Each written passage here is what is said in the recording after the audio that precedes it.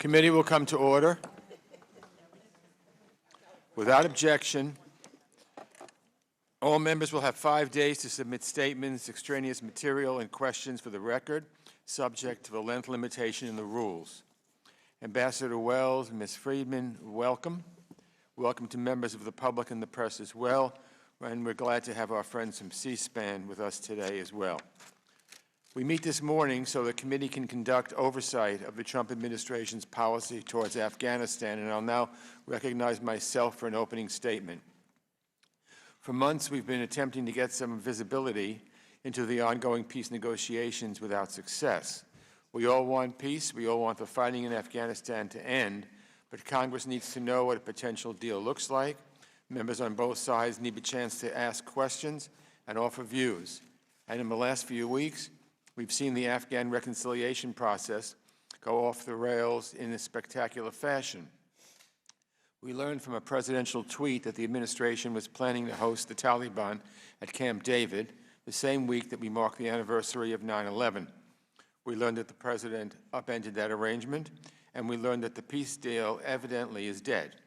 If reporting is accurate, the president's desire to get the credit and look like a deal maker got the better of him again, and now months and months of diplomatic efforts seems to be thrown out the window.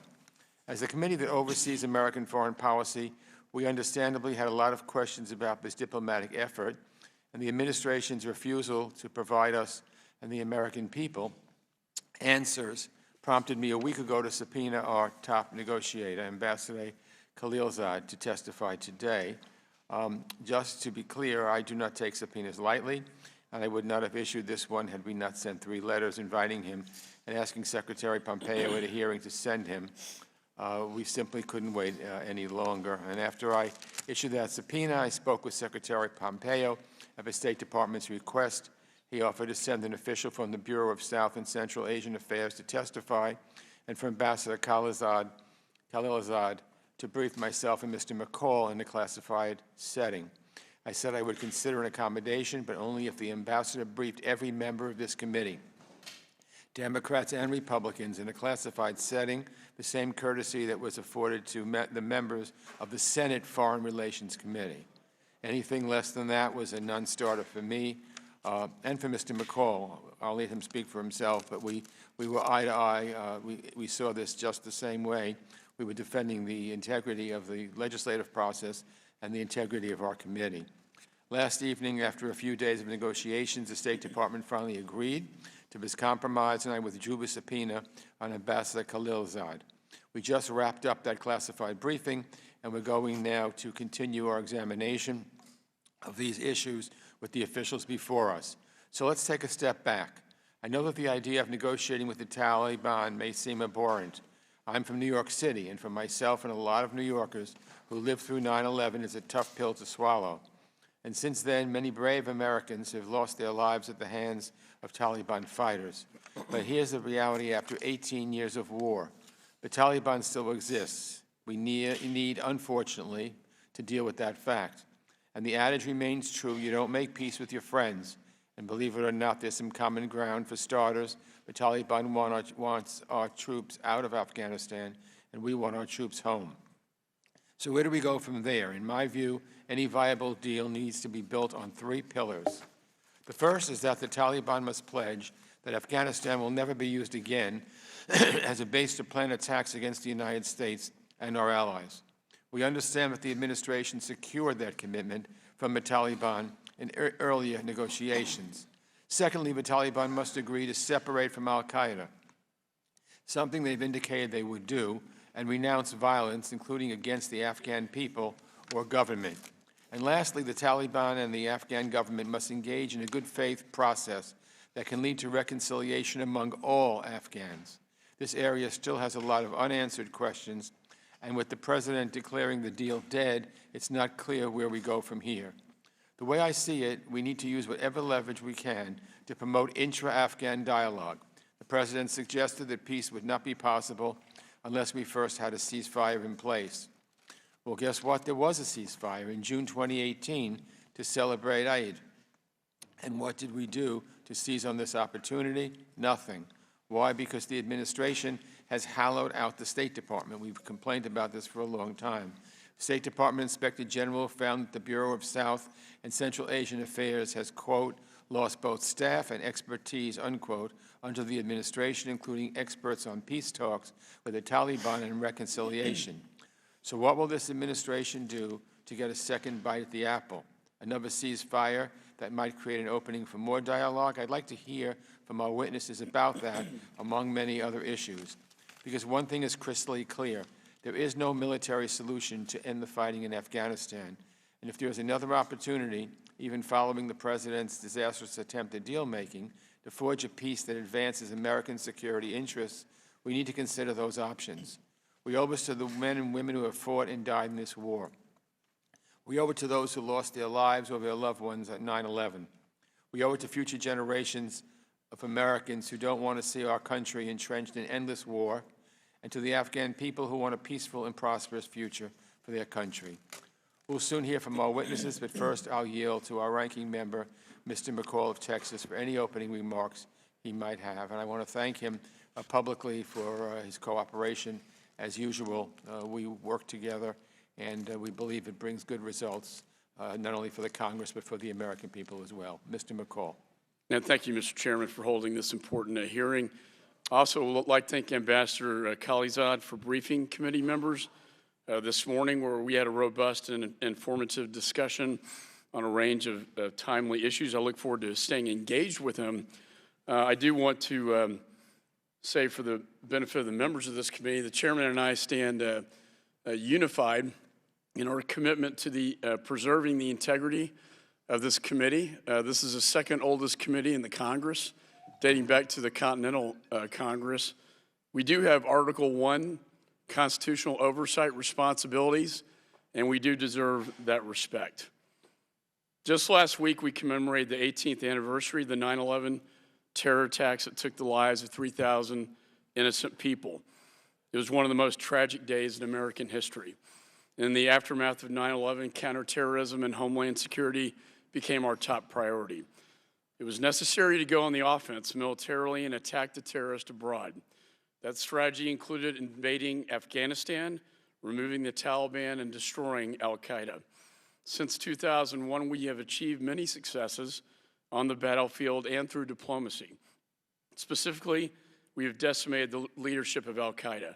We captured Khalid Sheikh Mohammed, killed Osama bin Laden, and most recently removed his son and rising leader Hamza bin Laden from the battlefield.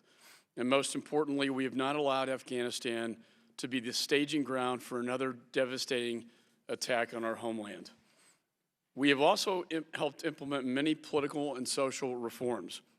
Millions of Afghanistan people have voted in democratic elections at all levels. And Afghan women who are not allowed to attend school or hold a job during the brutal reign of the Taliban in the 1990s have made significant gains. And I was pleased to hear women were part of these negotiations. These accomplishments have not been without great sacrifices. Over 2,300 Americans have given their lives in this conflict, including Sergeant First Class Jeremy Griffin, who was killed in action in Afghanistan just on Monday. Over 20,000 more have been wounded. We must never forget their courage or the price we have paid in both blood and treasure to protect our homeland and to build a better future for Afghanistan. Unfortunately, the Taliban has made significant gains. Today, they control almost 50% of the country and have become increasingly violent. But after 18 years on the battlefield, the American people and members of Congress want to know what our plan is for peace moving forward. I'm glad the President decided against welcoming leaders of the Taliban to Camp David, particularly in the week of 9/11. Perhaps the current suspension of talks will allow us to reevaluate our strategy. And this committee, Mr. Chairman, I should say, and the Congress, have a role in the process. There's no doubt that all of us would like to see this war come to an end, and I fully support the administration's efforts to bring a diplomatic resolution to this conflict. But there's also real doubt that the Taliban can act as legitimate partners for peace. By all accounts, their ties to al-Qaeda remain intact. And further, the Taliban is not a monolithic organization. To only engage with the organization's central leadership overlooks local power brokers who do not always follow them. We also have to keep in mind many in the Taliban have some longstanding objections to a negotiated peace. They think our military will come home no matter what. I think some more extremist factions were responsible for that attack just to end the peace negotiations. And as Ambassador Crocker has assessed, and I've visited with him many times in Afghanistan, when he said, quote, "The Taliban will offer any number of commitments, knowing that when we are gone and the Taliban is back, we will have no means of enforcing any of them." We must also avoid the same mistake President Obama made in Iraq by withdrawing all of our troops. For the purposes of preventing another 9/11 style attack on our homeland, I personally believe that we should keep a residual force in place to focus on counterterrorism intelligence and partner force training. I'd also like to thank Ambassador Wells and Ms. Freeman for being here. This hearing really comes at a critical time. As I can say, we did commend Ambassador, the Primary Ambassador and Special Envoy this morning for his commitment and his service to the country in what I consider to be one of the most difficult negotiations on the planet. And with that, Mr. Chairman, I yield back. Thank you, Mr. McCall. I'll now introduce our witnesses. Alice Wells is the Acting Assistant Secretary of State for South Central and Asian Affairs. Karen Freeman is the Assistant to the Administrator in the Office of Afghanistan and Pakistan Affairs at the United States Agency for International Development. I again thank you both for your service and for your testimony this morning. Without objection, the witnesses' prepared testimony will be made part of the record, and I'll now recognize the witnesses for 5 minutes each to summarize their testimony. We'll start with Ambassador Wells. Good morning, Chairman Ingle, Ranking Member McCall, and distinguished members of the committee. I appreciate the opportunity to testify this morning on the Trump administration's policy in Afghanistan. Last week in New York, Washington, Kabul, and around the world, we commemorated the 18th anniversary of the September 11th attacks on the United States. And when the U.S. began its military engagement in Afghanistan, our core interest was clear: to ensure that Afghanistan would never again be a platform for a terrorist attack on America. And in that regard, our mission over the last 18 years, in partnership with our NATO allies, has been a success. Since 9/11, no terrorist group has used Afghanistan to attack our shores. But the threat remains significant. Afghanistan remains a haven for terrorist organizations. ISIS Khorasan has demonstrated the intent to organize or inspire attacks in the U.S. and Europe. It has the capacity and willingness to indiscriminately kill civilians who do not support their nihilistic ideology. In April, Russia, China joined us in calling on the Taliban to make good on its commitments to cut ties with international terrorist groups, to prevent terrorist recruiting, training, fundraising, and to expel any known terrorists. While the United States remains committed to countering the threat of terrorism from Afghanistan, the administration understands that the American people are ready to end this war responsibly. Military power alone will not bring peace to Afghanistan or eliminate the threat of terrorists exploiting Afghan soil. A negotiated political settlement accepted by most Afghans remains the best way to ensure a durable peace and to enable Afghans to focus on ridding their country of international terrorists. In the last 12 months, we've made significant progress toward this objective. The Taliban engaged in dialogue with the United States and discussions with their fellow Afghans, including Afghan government officials, at an intra-Afghan dialogue in Qatar this July. Special Representative Khalilzad and his team consulted with the government of Afghanistan and stakeholders across society. We built regional and international support for peace, enlisting the help of Pakistan, Russia, China, the Gulf, EU members, and regional partners. And consultations within the U.S. government are continuing on the best way forward. As we foster the conditions for direct negotiations between the Afghans, we're rationalizing our risk and our exposure to ensure a sustainable diplomatic assistance and military presence. Diplomatically, we've reduced our civilian direct hire presence from over 1,100 personnel in 2011 to around 500 staff today. Developmentally, we have tapered our civilian assistance from over $4 billion in 2010 to about $480 million today. Our international partners are now contributing 3/4 of all development and humanitarian assistance to Afghanistan. Militarily, we've reduced our presence from over 100,000 troops in 2011 to less than 14,000 today. NATO is constantly evaluating the requirements of the 39 allies and partners in Resolute Support Mission. Afghanistan is a different country than it was in 2001.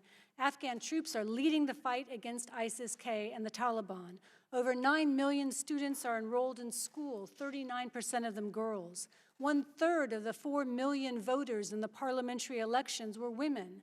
Afghan farmers are beginning to export high-value crops, and a nascent private sector is strengthening supply chains and building market linkages with India and Central Asia. But challenges remain. Over half the Afghan population lives below the poverty line. Corruption, government malfeasance, and record-high opium production threaten sustainability. We will continue to hold the Afghan government accountable for combating corruption, and we will adjust our assistance levels accordingly. Afghanistan is holding a presidential election on September 28th. We've called for the Afghan government and electoral institutions to ensure the election will be credible and transparent. We've emphasized that all candidates are accountable to the code of conduct they signed, pledging to respect the electoral process. Afghans have the right to vote without fear of intimidation, attack, or violence. And the Taliban statements threatening election workers and voters are naked intimidation. We offer our strong support to the Afghan security forces who are in charge of electoral security and sacrifice their lives on a daily basis. Even as Afghanistan goes to the polls, Afghans cannot pause their efforts to advance peace. Every Afghan must be invested in a political process that brings security and reconciliation after 40 years of violence. Finally, the United States will continue to safeguard American security. For too long, the Taliban have taken comfort in their conviction that our engagement is unsustainable. Our friends and adversaries should understand our interest in protecting American citizens is enduring as we advance a responsible way toward peace, development, and security in Afghanistan. Thank you. Thank you, Ambassador Wells. Ms. Friedman. Chairman Engel, Ranking Member McCall, and members of the committee, thank you for this opportunity to discuss the role of USAID in supporting U.S. interests in Afghanistan. Since May of this year, development and humanitarian partners have sustained 3 separate attacks by the Taliban that resulted in loss of life and injury of staff. These are senseless attacks on people who have dedicated their lives to improving Afghanistan's future. USAID extends our condolences to the families of the deceased, and we hope for fast recovery to those who have been wounded. We echo Secretary Pompeo's call for the Taliban to stop attacking civilians. This week's attack by the Taliban on energy infrastructure in Baghlan province cut imported electricity to 12 Afghan provinces, including power to Kabul's industrial parks. We're glad to hear this morning that power is being restored, and we're happy to note that the USAID-constructed Terrakeel power plant is providing immediate backup supply of energy, as intended, for critical uses, including hospitals and the Kabul airport. This morning, there's also news of an attack that damaged a hospital. Attacks on civilians, as well as projects that facilitate and advance the economy and the standards of living for the Afghan people, must stop.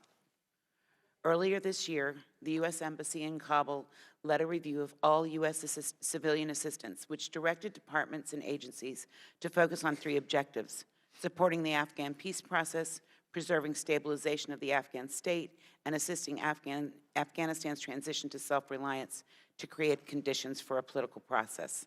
USAID's strategy in Afghanistan aligns with and supports these objectives by accelerating private sector-led economic growth, advancing education and health gains made over the past 18 years, particularly for women and girls, and increasing accountability between the Afghan government and its citizens. USAID has pressed the government of Afghanistan to take the lead in the country's own future and make development gains sustainable. Just a few weeks ago, I joined my USAID colleagues in Kabul to close the formal review of U.S. government civilian assistance to Afghanistan. We unequivocally stressed to the Minister of Finance that transparent, effective, and citizen-responsive government systems are essential to achieving private sector growth and attracting investment. The U.S. government continues to convey to all Afghans that their country's relationship with the international community will depend heavily upon the inclusivity of any potential settlement, which must preserve the rights and dignity of women. We also expect the upcoming presidential elections, scheduled for September 28th, to be transparent and credible. The Afghan government must recommit and redouble its efforts to enhance transparency, increase citizen responsiveness, and reduce the corruption that weakens the Afghan citizens' faith in democratic civilian government. Over the past 18 years, USAID-funded gains have been significant. In the energy sector, as Ambassador Wells said, more than 30% of Afghans now have access to the power grid. More importantly, USAID is also working directly with the Afghan National Electric Utility to improve its management systems and ability to collect revenue. This assistance has helped to double revenue collection and increase its customer base by 73% in just a few years. In health, USAID is working with the Afghan Ministry of Public Health to increase access to basic health care and ensure the sustainability of health through the development of effective public-private partnerships. In the education sector, not only have USAID programs supported millions of students, but a future generation of Afghan women will have opportunities in STEM fields, such as a result of a USAID partnership with Texas A&M University. Afghanistan is a different place than it was in 2001, and its people are capable of more if it achieves citizen-responsive good governance and transparency. USAID is prepared to support emerging needs and opportunities that could arise from a political settlement. The trajectory of Afghanistan remains clear. Civilian assistance helps create the economic and social conditions necessary for peace and self-reliance by focusing on long-term, broad-based development and reinforcing efforts to reduce violence and stimulate a peace settlement to end the conflict with the Taliban. Thank you for your attention, and thank you for inviting me here today. I welcome your questions. Thank you very much. Let me ask both of you this question. You both mentioned in your remarks the recalibration efforts of U.S. assistance to Afghanistan moving forward. Could each of you please explain what drove the department to propose these significant cuts to our assistance and how such a cut would support intra-Afghan peace and reconciliation? Thank you, sir. We were trying to ensure that the level of assistance that we were providing for Afghanistan was sustainable, was structured in a way that encourages the rise of the private sector, and that it elicits better government performance so that the government increasingly has the capacity and the ability to assume all functions of a sovereign state. And at the same time, ensure that our investment in Afghanistan reflects the level of investment given global threats. Obviously, there's been a lot that's changed since 9/11. Afghanistan is not the only country in which we face a terrorist threat. And so we wanted to be able to signal through the embassy posture and the aid restructuring that we are committed to the long-term development of Afghanistan, but not overcommitted to the point that we're assuming an unreasonable or even a counterproductive level of nation building. Ms. Friedman? Thank you for the question. As always best practice, USAID regularly reviews its mission's presence worldwide. And in Afghanistan, over the last 18 months, we established a new development strategy that focuses on establishing the conditions necessary for peace and self-reliance, and responsibly revised the portfolio based on lessons learned and input from various stakeholders. So during the recent embassy-led assistance review, we sought to further consolidate the portfolio while ensuring its ability to manage and provide proper oversight over taxpayers' resources and our ability to implement the program. We took into account the interests and the feedback from our congressional committees and from the administration's priorities to support the Afghan peace process, to preserve the stabilization of the Afghan state, and to assist Afghanistan's transition to self-reliance. During the course of the review, we had a great deal of input and a lot of thought on what that consolidation should look like, and took that all in as recently as a couple of months ago, and have honed down and consolidated the portfolio to mesh with the appropriate number of staff. Thank you. Okay, thank you. The UN assistance mission to Afghanistan found that the NATO and Afghan security forces were responsible for more civilian casualties than the Taliban in the first 6 months of 2019. What accounts for the increase in civilian casualties at the hands of NATO and pro-government forces? Have there been any significant changes in the rules of engagement? Is that the reason? And how has this impacted Afghans' view of their own security forces? Ambassador. Coalition forces working with the Afghans do everything possible to try to avoid civilian casualties and implement the highest levels of accountability.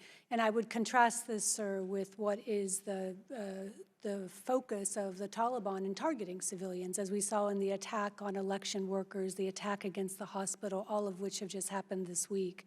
I think statistically, the Taliban over time have been the largest contributors to civilian casualties. The statistics that we saw, which we don't necessarily agree with the methodology, are an aberration.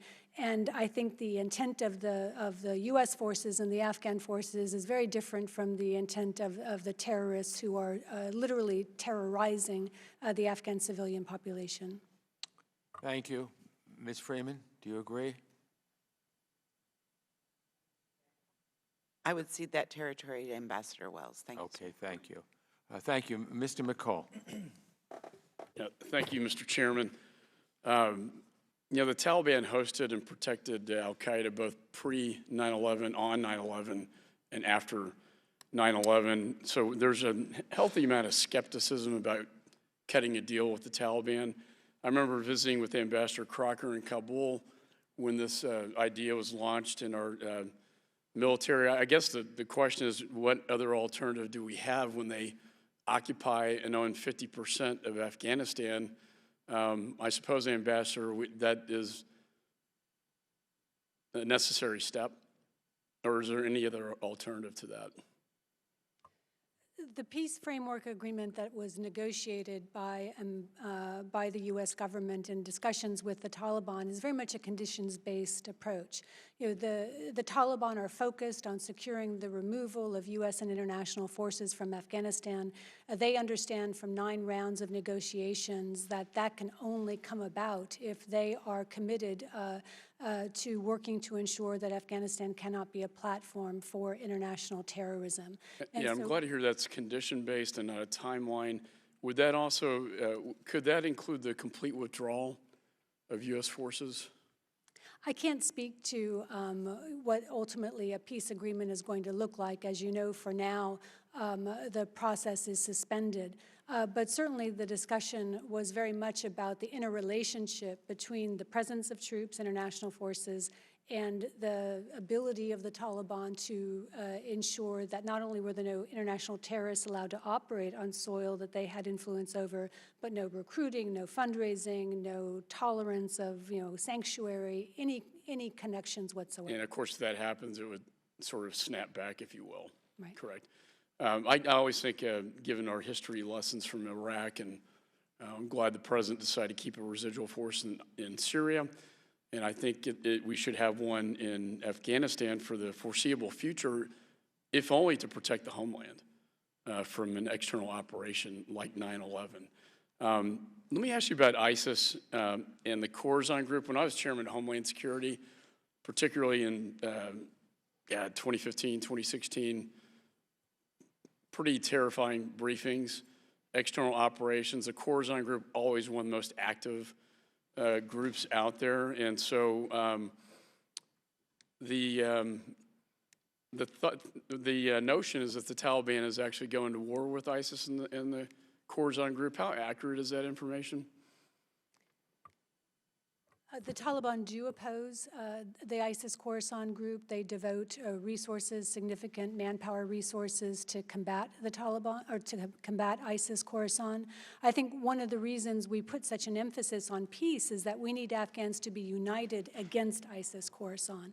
And ISIS has been able to take advantage of the fact of the insurgency and the war that's going on in Afghanistan to exploit territory, despite what have been very fierce efforts by Resolute Support Mission and others to target them. We see a resilience and an enduring presence in places like Nangarhar and Kunar, where it can be quite difficult to eliminate them or eliminate their presence entirely. And that's based on the premise that the Taliban would be more willing to partner with the Afghan government than they would with ISIS?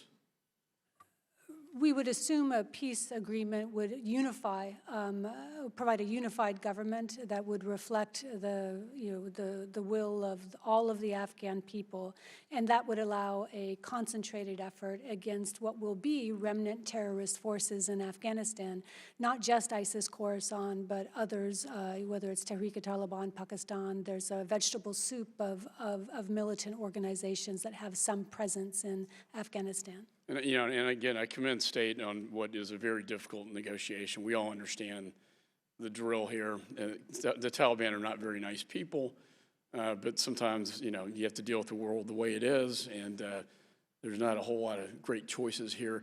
Last question, a withdrawal from Afghanistan, what assurances could you give, and you can't predict the future, that this would not result in the Taliban eventually overthrowing the Afghan government, and then we have a Taliban-controlled Afghanistan?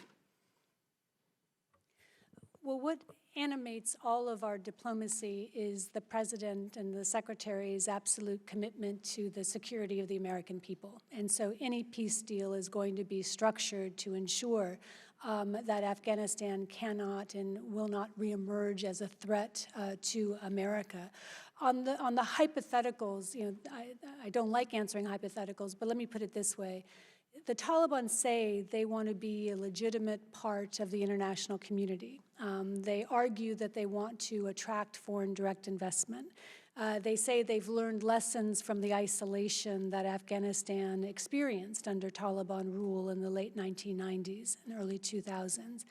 For any Afghan government that includes the Taliban to have those relationships, to attract that foreign direct investment, it's going to have to be a government, you know, that upholds standards and values that the international community has been working to instill over the last 18 years.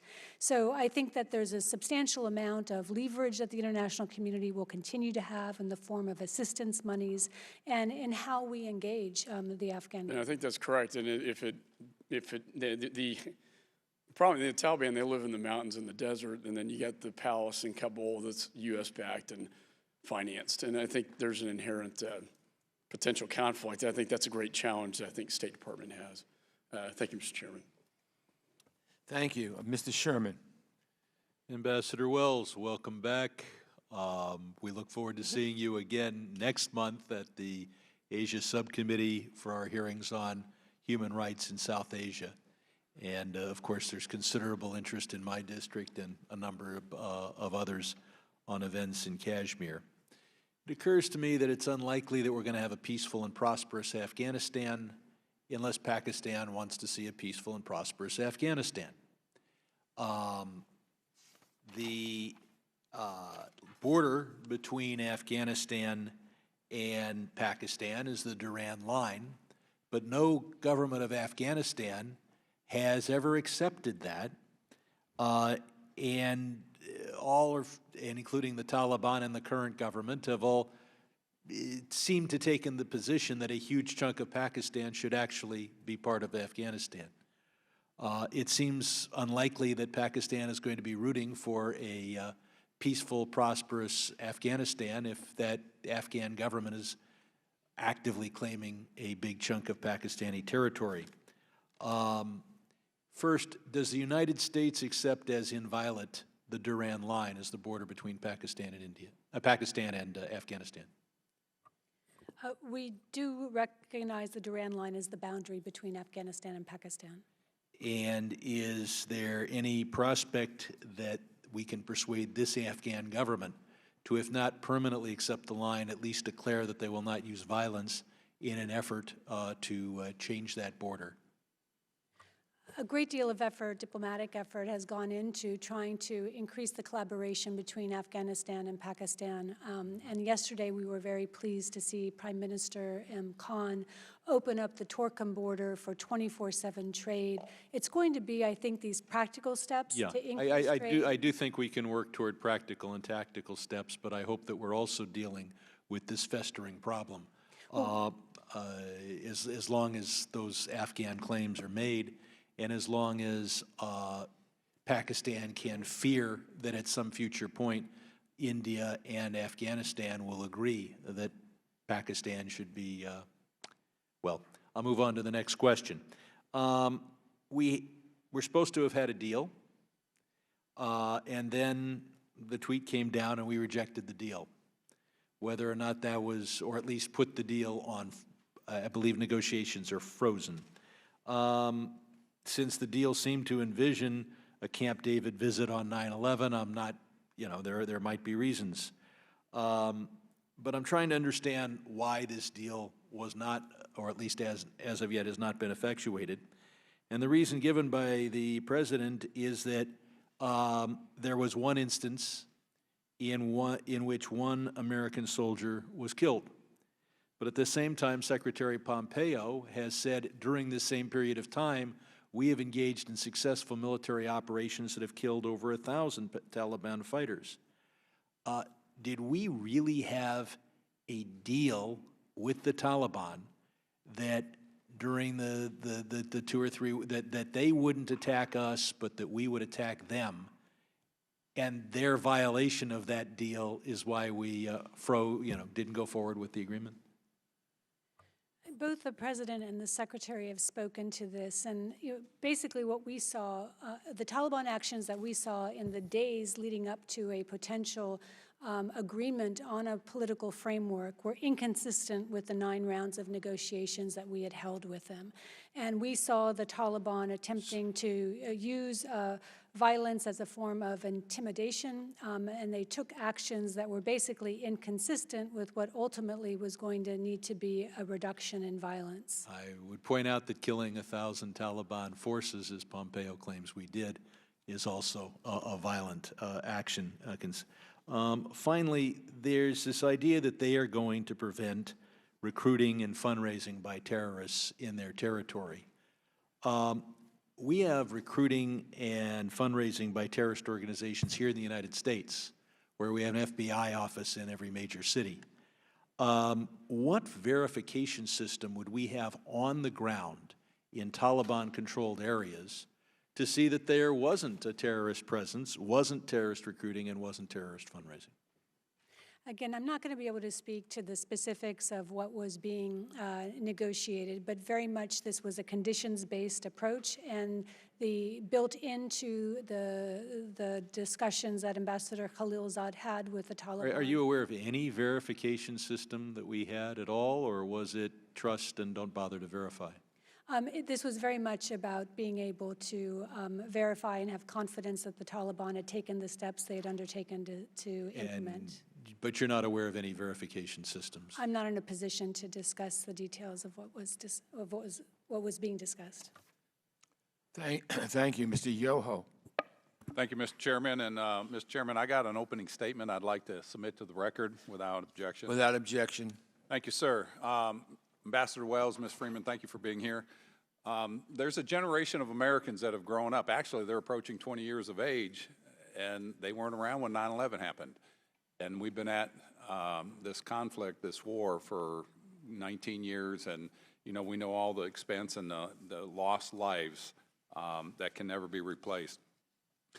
And the person that brings a peace deal to this conflict will win the Nobel Peace Prize, and I appreciate the work you've done. I've got 2 concerns. One is the work and the progress that has been made with the electric grid, the education that's going on, the economy, women going to school and being allowed to go to school. To lose that, in your opinion, do you see if the Taliban gets if we pull out and negotiate with the Taliban, are they going to continue that, or are they going to, go back to where they were with Sharia law?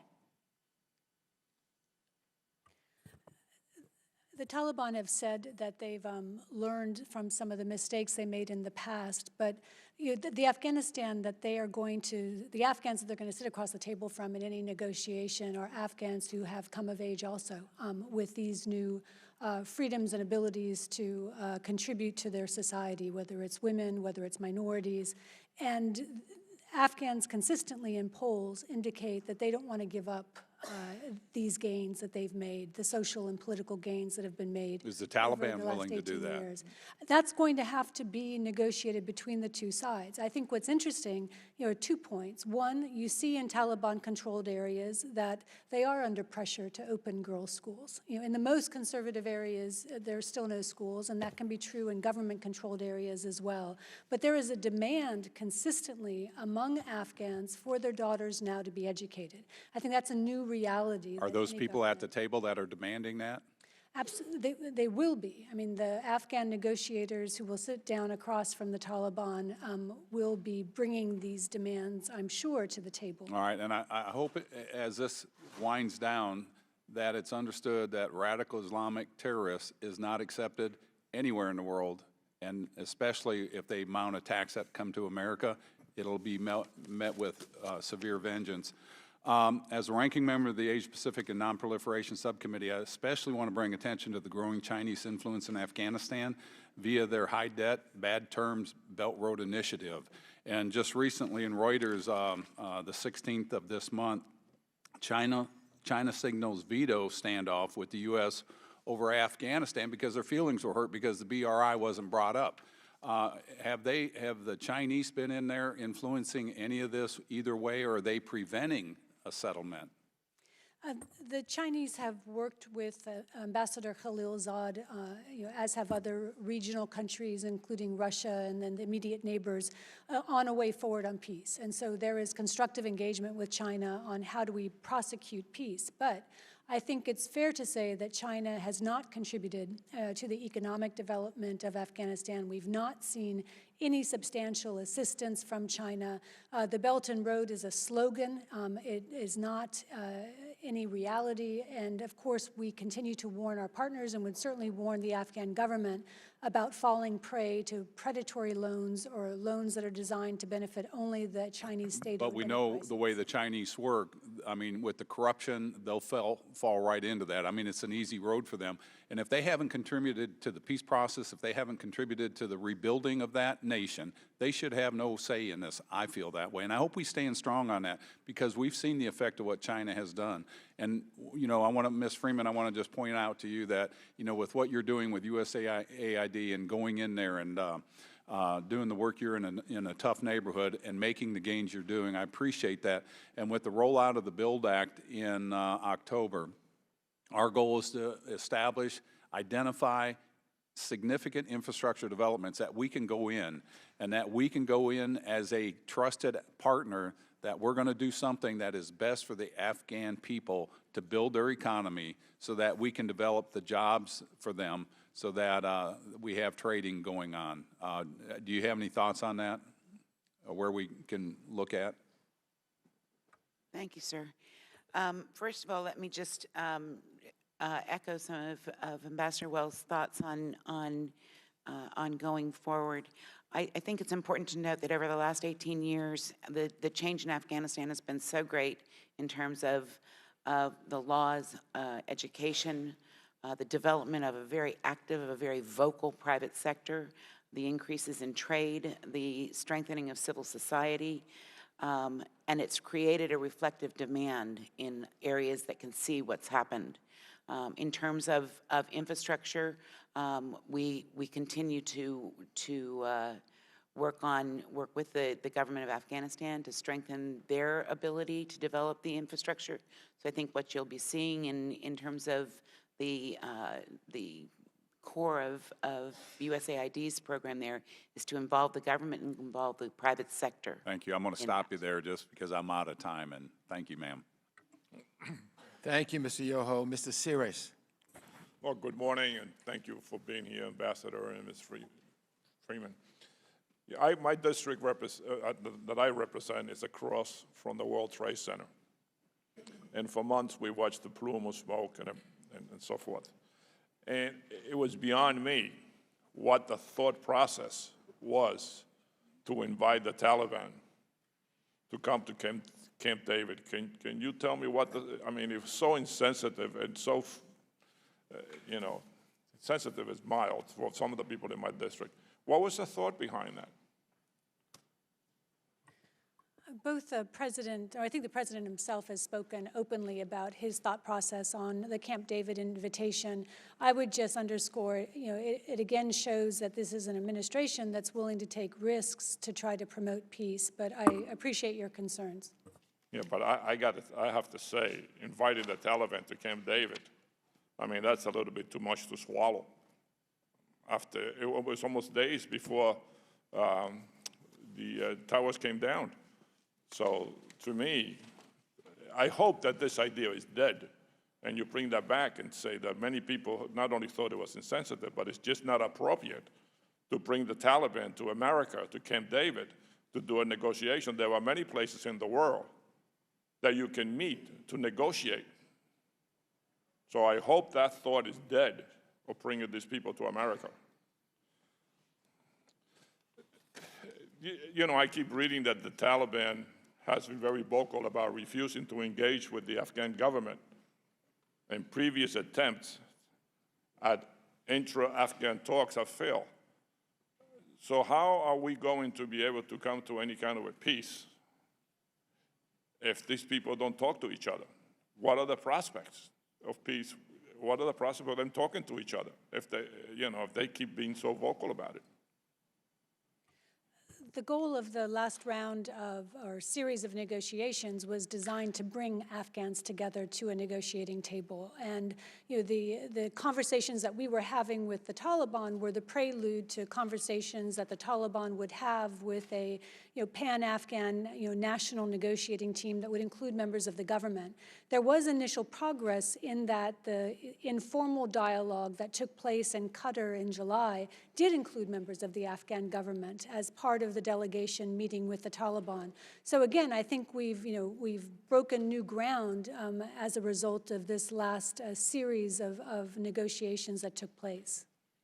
Then why might some incentives be to the Taliban to engage in good faith dialogue with the Afghan government? What can we offer them? What incentives could we give the Taliban? I don't think we need to talk about incentives. I think we need to talk about what are mutual interests. And there are, the Taliban have an interest, in being able to participate legitimately in a government that's recognized by the international community and to avoid the costs of war. I think the Taliban appreciate, based on what they've said publicly, that there is a cost to Afghanistan's development by the ongoing war, and they also see, frankly, the rise of other terrorist groups who pose a threat to themselves and to the future of Afghanistan. If you look at a group like ISIS-Khorasan, I mean, that is a terrorist group that doesn't recognize Afghanistan as a nation state. This is a group that focuses on caliphate and borderless territory under the organization's control. That's a deep threat to all people of Afghanistan, including the Taliban. Are the Taliban stronger now than they were in 2001, militarily?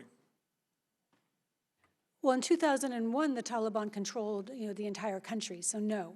The Taliban do not control any provincial capital. They do not rule in any province of Afghanistan. When they fight, they fight, and then they have to leave because they cannot sustain control over the district centers or the provincial centers. And so, the Taliban are very good at public diplomacy and messaging, but they are by no means, controlling Afghanistan.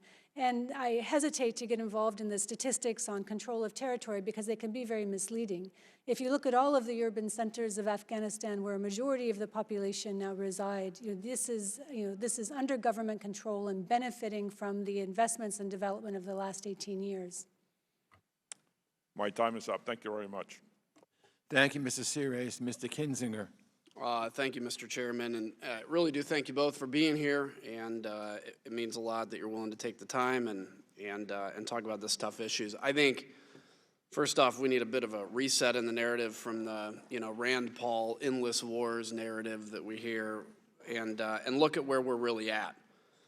First off, I do want to say, though, I think the Camp David, I'm going to add myself to the record of the Camp David meeting was an utter disaster and never should have happened, infuriated me, and I think even people that wanted to get out of Afghanistan, it ticked them off too. And I have no clue how that could have gone through any kind of filter, not just of ideas, but how we actually got to where it was going to frickin' happen. So I hope that never happens again. No terrorist should be allowed on the United States unless they're in chains, and especially a terrorist that attacked the U.S. on 9/11, harbored the terrorists, and especially on the anniversary of 9/11. So I got that out. I do want to say, though, that I think the thing we have to keep in mind is this fight that we're fighting in terrorism is a generational battle. You know, it took us decades to basically overthrow the Soviet Union, and that wasn't through fighting. This is a low-grade war version of that.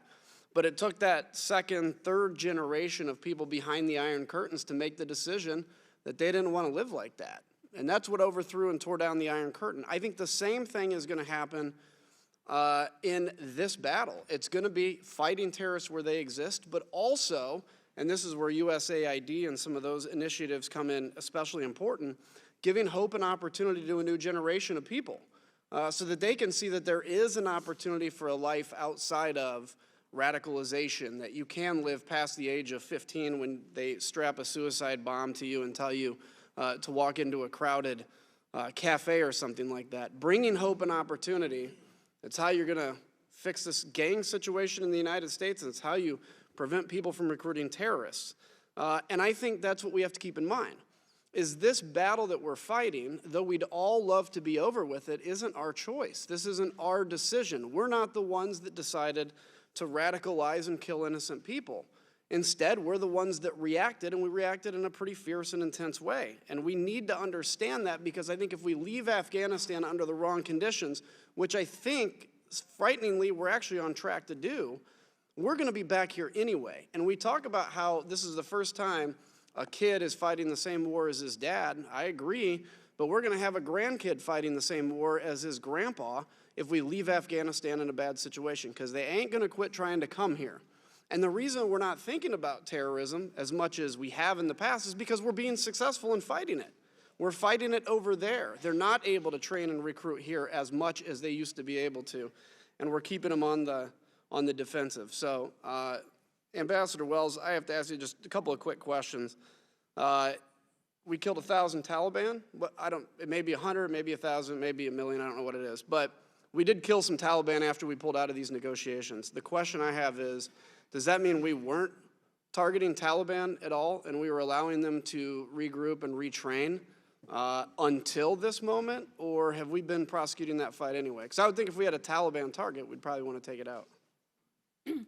We absolutely have been fighting and talking our way through the negotiations. And the only distinction I would make, Congressman, is that I think we and the Afghan government and people distinguish between a Pashtun nationalist insurgency and a group like ISIS. And so the ability to try to prosecute a peace settlement is to hive off that insurgency so that the consolidated Afghan government can focus on what is truly the generational threat to all of us, an organization like ISIS Khorasan. Thank you, but I also think Taliban's a threat, but I understand your point. But, I think, frankly, if we want a favorable negotiation, this is above your pay grade, but I'll say it, if we want a favorable negotiation, you do that through prosecuting a war against the Taliban and saying we're willing to have peace, but until we do, it's going to be painful. And you know what? Your kids and your grandkids may have to fight this, but hopefully we can get to a peace settlement. The other question I have, you know what? I'm just going to make it as a statement. I'm concerned that the president's statements, since he was a candidate and since he's been in office, repeatedly declaring his desire to get out of Afghanistan, calling this basically a dumb war, whatever he's used, which, by the way, is brand new. This used to be a very bipartisan agreement on this fight. is only emboldening the Taliban in the discussion. When you see the man making the call, claiming he wants to leave, it's hard to give up a lot when you know that that's the end goal. It was the same reason I was critical of the Iran nuclear deal, quite honestly, because I thought the administration made too many statements about their desire to get to the end. I want to say thank you to both of you for your good work and being here. Thanks for your service to your country. And, Mr. Chairman, I'll yield back. Thank you, Mr. Kinzinger. Mr. Bearer. Thank you, Mr. Chairman. And I also want to reiterate what my colleague from Illinois just said. Ambassador Wells, Ms. Freeman, thank you for your service, and thank you to the service of our diplomats and our aid and development workers around the world every day representing the United States. Obviously, this is a very complicated region, and with the blood and monetary investments that we've made over the last 18 years in the region, we want to give Afghanistan the best possibility of success, and it's not going to be easy. So I commend both of you and the negotiators to try to find that path forward. And obviously, we've got a fatigued American public as well as a fatigued military that will always do the mission, but also wants to come home. Knowing that and knowing we want to give Afghanistan the best chance of success, I'd like to focus on some of the countries within the region, notably India and Pakistan. Again, two countries that aren't having the best relationship right now, but both that are going to be vitally important to Afghanistan's success. Perhaps Ambassador Wells, we see the tensions in Kashmir right now. You hear conversations from the Indians at times with some concern that America's desire to get a deal done in Afghanistan potentially, has them negotiating with Pakistan and Kashmir as part of that. Do you see any evidence of that, and do you, just from your perspective? What we see are two countries, India and Pakistan, that both have national security interests in Afghanistan. And both countries will benefit by an Afghanistan that is truly at peace and stable.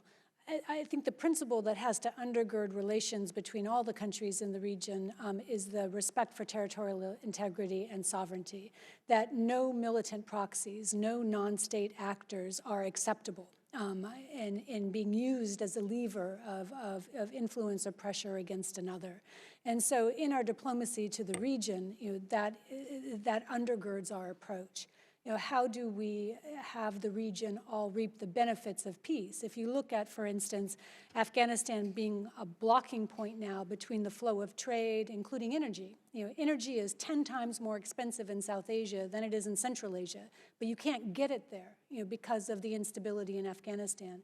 So how do we frame an outcome, where everybody palpably benefits by being able to create stable and enduring, political structures?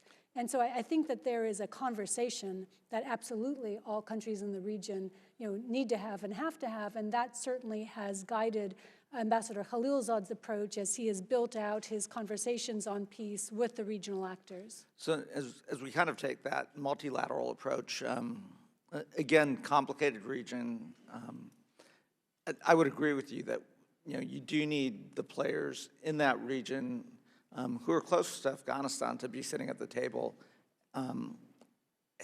helping negotiate that peace deal. Obviously, as we start to withdraw, with that comes a lot of resources that we've dedicated to, and there are few countries in the region that, India's dedicated billions of dollars to construction and investment. The hope would be that China, in a responsible way, potentially helps out there as well. Again, very complicated as we move forward here. Ms. Freeman, from the USAID perspective, obviously we've made investments in Afghanistan as well, trying to educate girls, and trying to give them the best chance of success. What would you say, our focus ought to be, again, working with the other countries in that region as well?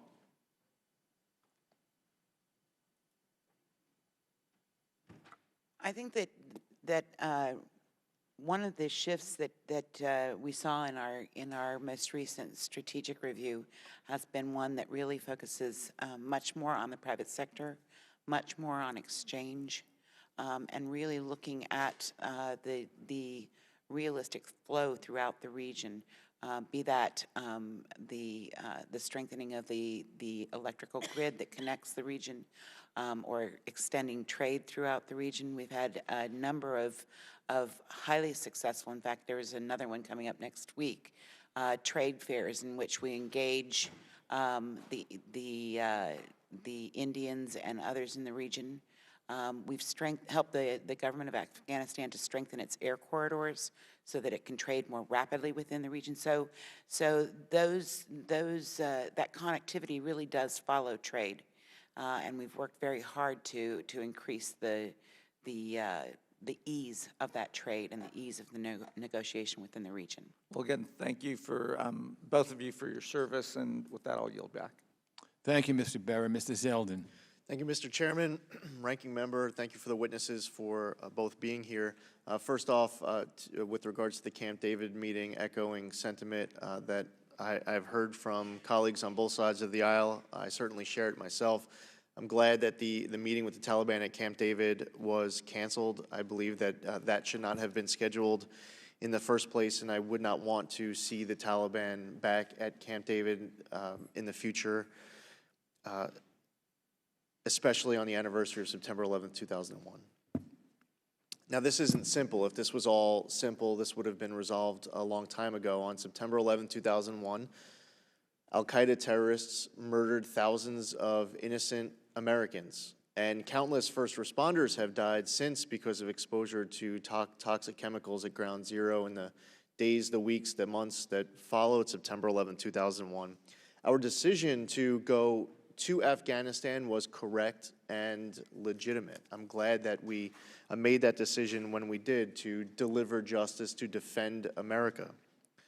It's been at great cost here in our own country. Justice has been delivered overseas.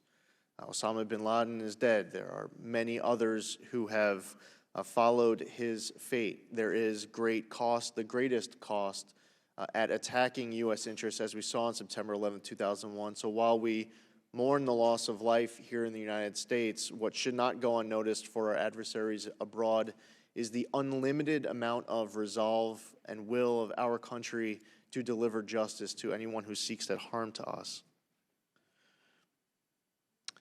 There are terrorists there, terrorist groups, who are in and around Afghanistan who would like to continue to kill Americans. They would like to continue to target U.S. interests. And here we are. It's 18 years later. Many in the United States want to end the war in Afghanistan. Quite frankly, every American should want to end any war, whether it's in Afghanistan or anywhere. We should not want war in the first place. But as I said, in Afghanistan, our decision to go in was correct and legitimate. The Taliban wants us out. I want to be able to ask you a question with regards to what the Afghanistan government wants and how we deal with it. I think it's naive to think that we just leave Afghanistan today and everything just works itself out on its own. I believe strongly that the vacuum is not successfully filled at this moment by good people in Afghanistan government, not right now. So how do we get to the result that we want? This morning, this committee met with Ambassador Khalilzad. I thought it was a good meeting. We're not allowed to get into it because it was a classified briefing. I'll just say I believe that it was very helpful for that meeting to take place. I believe that that should happen again. I believe that we should be spending more time together. It's good for us here on this committee to hear from him in that setting, and I also think it's good for the State Department to hear from us, to get fresh eyes, to get other perspectives. And that brings me back to my question. In our time left in an unclassified setting, can you speak to where we're at with the Afghanistan government, what they desire as far as an American presence, and how do we get the Afghanistan government in a place where we can leave and the good guys in Afghanistan's government fill that vacuum so that we are in a position to leave? I think the critical point is that we don't want to leave or abandon Afghanistan at all. I mean, what we want is to have a sustainable, enduring partnership with Afghanistan. Currently, with this Afghan government, we have a bilateral security arrangement. We have a myriad of MOUs that bind us together as partners and allies. And I think the Afghan government very much wants to see that partnership with the American people and the American private sector and the American government to continue. Our provision of support, right now we provide about 80% of support for the security sector, is absolutely essential.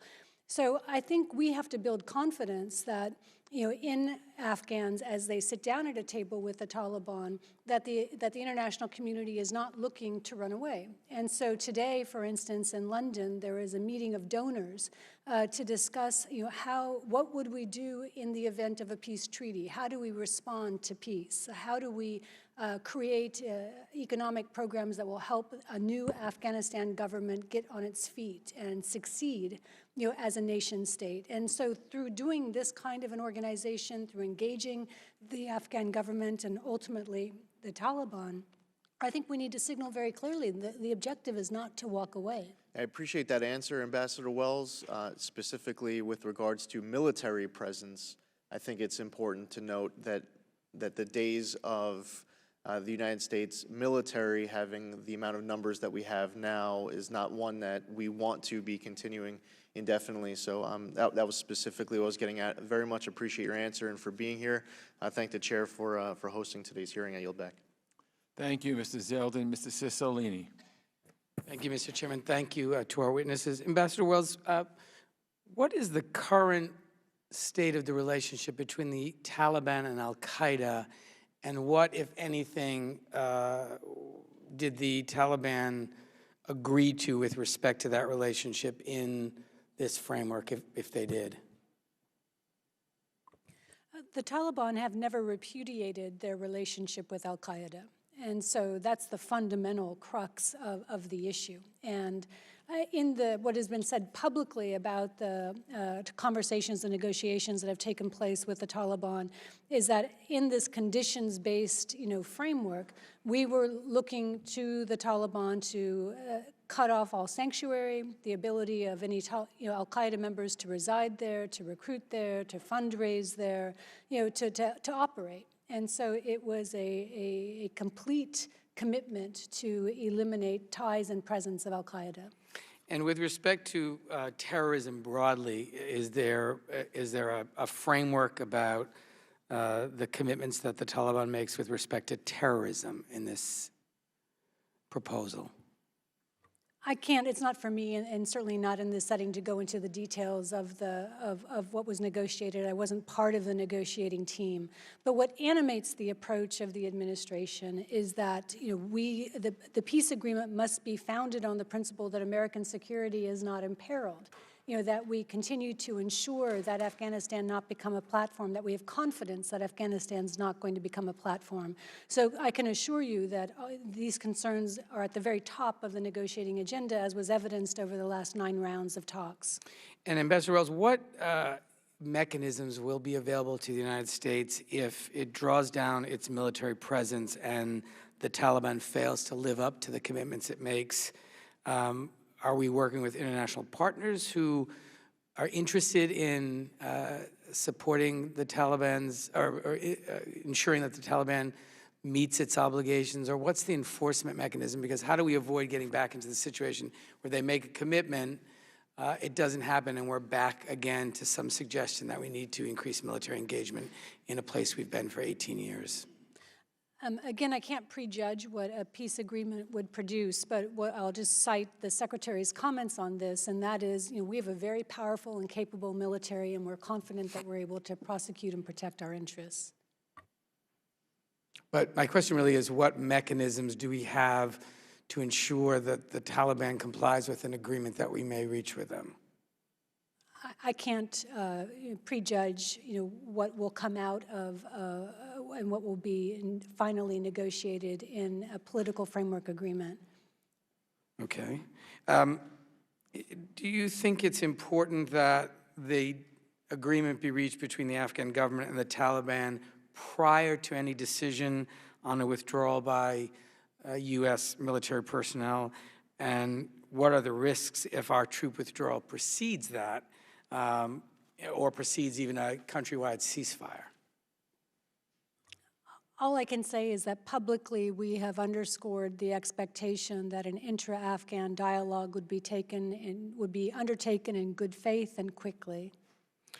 And finally, Ambassador Wells, how should the United States and our international partners enforce any Taliban commitments on human rights, of course, particularly with respect to the progress for minorities, women, and girls? I mean, do we have, what is your view on how we can most effectively enforce commitments that are made, and what is the role of our partners in the international community? This is an area of deep concern, I think, to many members of this committee.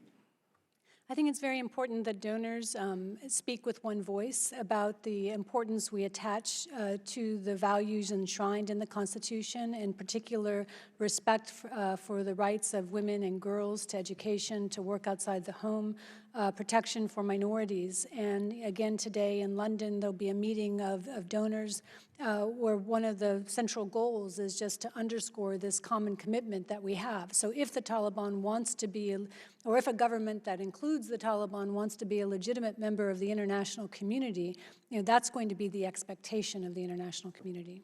And are there women engaged in the actual negotiations that have been underway, actually at the negotiating table? So in addition to issues related to women and girls, are there women who are participating in this process? At the intra-Afghan talks that took place in Doha, 25% of the non-Taliban participants were women. Women are members of the High Peace Council in Afghanistan. President Ghani has given public assurances that, of his intent to have Afghan women on any pan-Afghan negotiating team. Afghan women are certainly a critical audience for us as we engage with stakeholders across Afghanistan to both explain our approach and to understand their concerns. Thank you. I yield back, Mr. Chairman. Thank you very much, Mr. Cicilline. Mr. Perry. Thank you, Mr. Chairman. Thank you for your attendance today.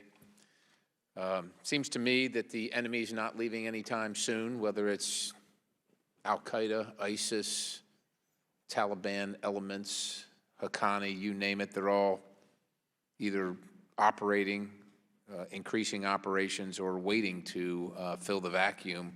And we don't certainly want to abandon the Afghan people or our very, very significant investment in the stability and peace in Afghanistan.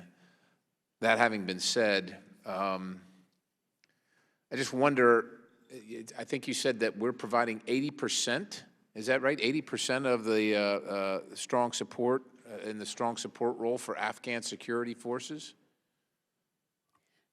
That's right, and 25% of economic and humanitarian assistance. Based on that, it just seems, when will they be able to sustain themselves? I mean, I think, look, America and Americans, I think, are rightly weary of the treasure, both in lives, and that continues, and economically, that Afghanistan has cost our country with, I would say, I think in a lot of people's minds, marginal results for so long, a slog here.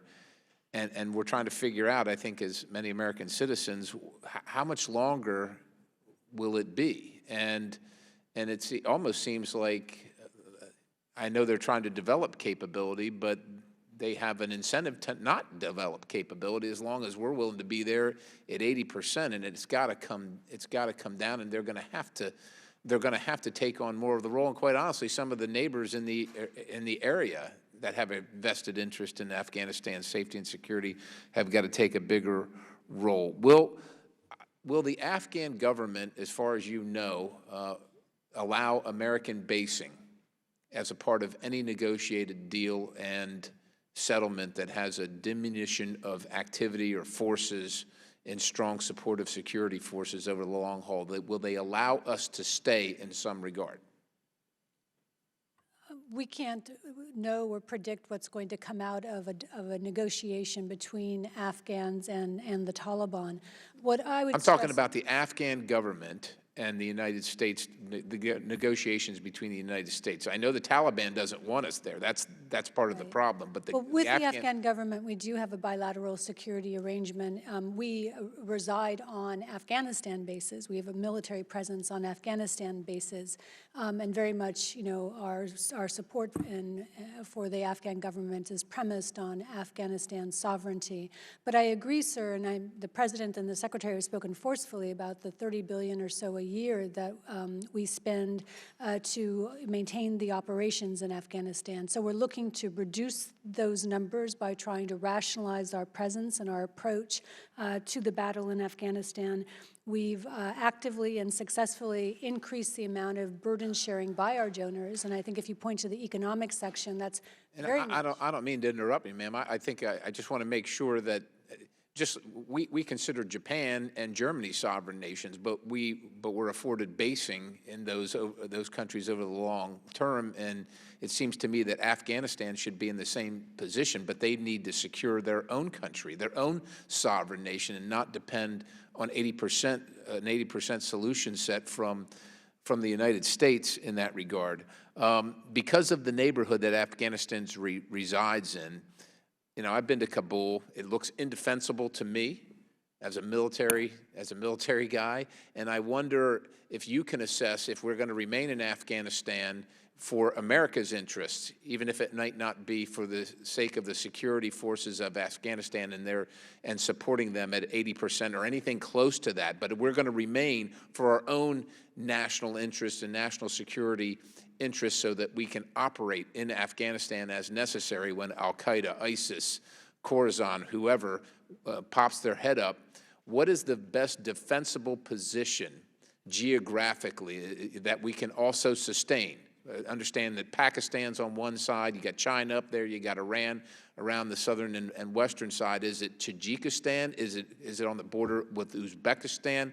If we were going to remain there indefinitely, like we have in Germany and Japan for our own national security, what is the best geographic location in your assessment to do that? We're not looking for permanent basing in Afghanistan, and to the contrary, we would like to be able to create the conditions for our troops to come home. But in the absence of the conditions allowing that, if there continues to be the enemy's going to remain, as you know. If you posit that the enemy is going to remain, I mean, certainly we would welcome the opportunity to have a counterterrorism relationship with whatever government emerges in Afghanistan. I can't predict or conclude what's going to be the case at the end of a negotiation. But when it comes to the 80,000 figure, I would just add, I think everyone agrees, including Afghan officials, that the size of the Afghan army now is not sustainable. It's a function of the war that's being fought in partnership with us. But a sustainable Afghanistan, an Afghan government that can support its own economic development and support its own security forces would look very different. My time's expired. I yield. Thank you, Mr. Perry. Ms. Titus. Thank you, Mr. Chairman. I was just kind of surprised to hear you, Ambassador, say Belton Road is a slogan, not a reality. We've been hearing an awful lot about the reality of infrastructure projects across Africa, ports ranging from Sri Lanka to Lima. I think it is more than a slogan. Second, I appreciate Mr. Cicilline bringing up the point about women. I don't think I share your optimism that we can trust the Taliban to negotiate in good faith with the Afghan government and protect the gains that have been made by women over the last 18 years, because they're really not at the table and they're not part of the negotiating process. But what I want to ask you about is something we hadn't talked about, and that's the poppy trade. Opium poppies are Afghan's most valuable cash crop. They brought in $863 million last year. Afghanistan's the largest global producer. It accounts for 82% of the world's production. We know how many lives have been lost as a result of being addicted to heroin. Afghanistan's production reached record highs over the last 2 years, except for a small dip because of the drought. And all our efforts over there have been unsuccessful. The Special Inspector General found that our alternative development programs were too short. They didn't bring about lasting reductions in the cultivation. Sometimes they contributed to increased production. The DOD also ended a military counter-narcotics campaign in 2017 that failed to yield results. Could you talk about how this played into the negotiation? What are our efforts now? What do they plan to be? Was poppy cultivation part of the conversation at all? And why was this so unsuccessful? Quickly, just to clarify, Belt and Road is very real, but in Afghanistan it's a slogan. The Chinese simply haven't put money. They've just tried to lock down lucrative mining contracts but not follow through with investment or real resources. We share your concern on poppy, how it's criminalized the economy, the expanding role of opium production in undermining governance and transparency. It is fundamentally, though, I think an issue that is tied to security. If 80 to 85% of opium in Afghanistan is produced in areas that are controlled or under the contested or influenced by the Taliban, right. That's been what has, I think, prevented the much more sustainable approaches to eliminating opium production, including alternative livelihoods, crops, high-value crops that are more valuable than opium. Where we've had some success is in establishing some of the structures, the laws, the regulatory structures, the special police units, whether it's the under the counter-narcotics police, we have a sensitive investigation unit and the National Interdiction Unit. They're doing real seizures. But this is in the context of something that really fundamentally has to come out of an improved security environment that we don't have right now. Was this part of any of the negotiation with the Taliban? This is their main source of revenue. What we're going to do about that in the future, we're just going to turn a blind eye to it? I can't speak to what was said during the course of the negotiations, but the Taliban have been very public about saying and pointing to their past record of having eliminated opium production. And so But we know that's not true. They, for complex reasons, that immediately right before their downfall, they did issue a fatwa against opium production that effectively reduced opium production in the areas that they controlled. We would welcome the Taliban issuing a fatwa today saying that opium production should be banned in the areas that they control, which they've not done. So, this is all very cynical, but I don't want to suggest that it's only a Taliban problem. Drug money in Afghanistan is everywhere. It permeates everywhere. It criminalizes the broader economy. It is a distorting factor, in Afghanistan's ability to develop as a self-sustaining nation. You want to speak to that from your point of view? Well, from a development point of view, one of the alternatives is to look at creating a reflection. And what USAID has sought to do is to create improved markets, improved access, look at value chains, try to extend from out into the rural areas an ability to produce legitimate crops and get those to market in a timely fashion. Has that been successful? That has been very successful. Whether How do it's you drawing measure away that from success? How do you whether measure that whether it's success? drawing away from the opium trade, that I can't tell you. In terms of improving livelihoods and improving people's incomes, yes. Thank you. Thank you, Mr. Chairman. Yeah, thank you, Ms. Titus. Mr. Liu. Thank you, Mr. Chair. Thank you, Ambassador Wells and Ms. Freeman, for being here. None of my comments or questions are meant in any way to criticize your dedicated and lengthy public service. We have had bipartisan failure in Afghanistan for over 18 years across administrations. The Trump administration is continuing that failure. I understand you're simply executing the orders of the president, but I do want to get some facts out here to the American people. Ms. Wells, approximately how many U.S. service members and U.S. civilians have died in the Afghan war? About 2,400. Okay. With civilians, over 4,000. Is that correct? I actually don't have that statistic, but I take your data. About how many U.S. service members have been wounded in the Afghan war? So 26,000, sir? Yes, so Correct, over 20,000 at least. How many U.S. troops are currently in Afghanistan? Around 14,000? Okay. In 2016, before Donald Trump took office, how many U.S. troops were in Afghanistan? 8,600 or 8,400? So Donald Trump ran on a campaign of getting the U.S. out of endless wars, of getting us out of dumb wars in the Middle East. He has failed to deliver on that promise. In fact, he has increased troops in Afghanistan by approximately 70%. Do you know the cost of how much the U.S. has spent in Afghanistan, Ms. Wells? I don't have an exact figure. I don't think Sure. we've been able to produce an exact figure. We talk about $30 billion a year total in Afghanistan now. Thank you. So according to the Washington Post, it's been over $1 trillion. There's an article in the Washington Post saying Trump's Afghanistan troop increase adds to $1 trillion in war costs, and we have very little to show for this. We are still in a stalemate. There's no indication if we stay another 18 years that we're going to achieve any sort of victory. In fact, what ends up happening is because we keep killing civilians and other folks in Afghanistan, it makes terrorist recruiting that much easier. So I want to ask you about a Reuters article that came out today documenting that yesterday a U.S. drone strike in Afghanistan killed at least 30 civilian farmers. Are you aware of that drone strike? I've seen press reports that an Afghanistan strike may have produced civilian casualties. That's being investigated and looked into by Resolute Support Mission. If true, it would be very tragic. I would note that, again, the civilian attacks or civilian casualties are made happen more easily because of the fact that ISIS and Taliban immerse themselves in the civilian population, don't distinguish how they dress, and themselves directly target civilians. Thank you for that. We do have complete air superiority in Afghanistan, correct? Yes. Okay.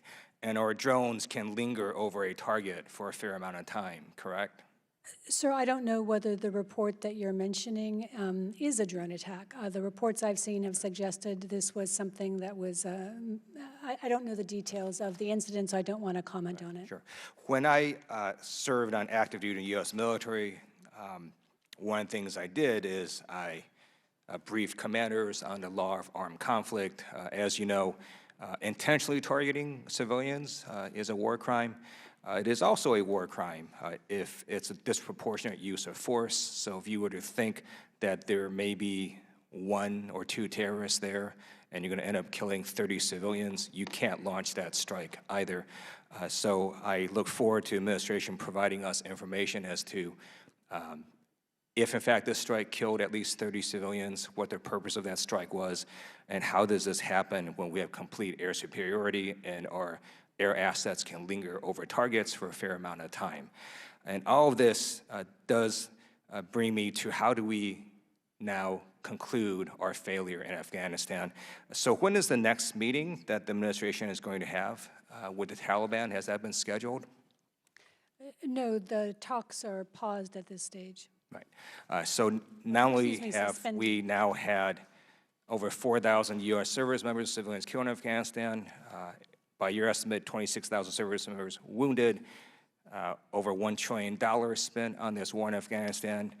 We are in a stalemate, and the administration has now zero strategy, zero scheduled talks, no ability to get us out of this quagmire. It is time to bring our troops home. I yield back.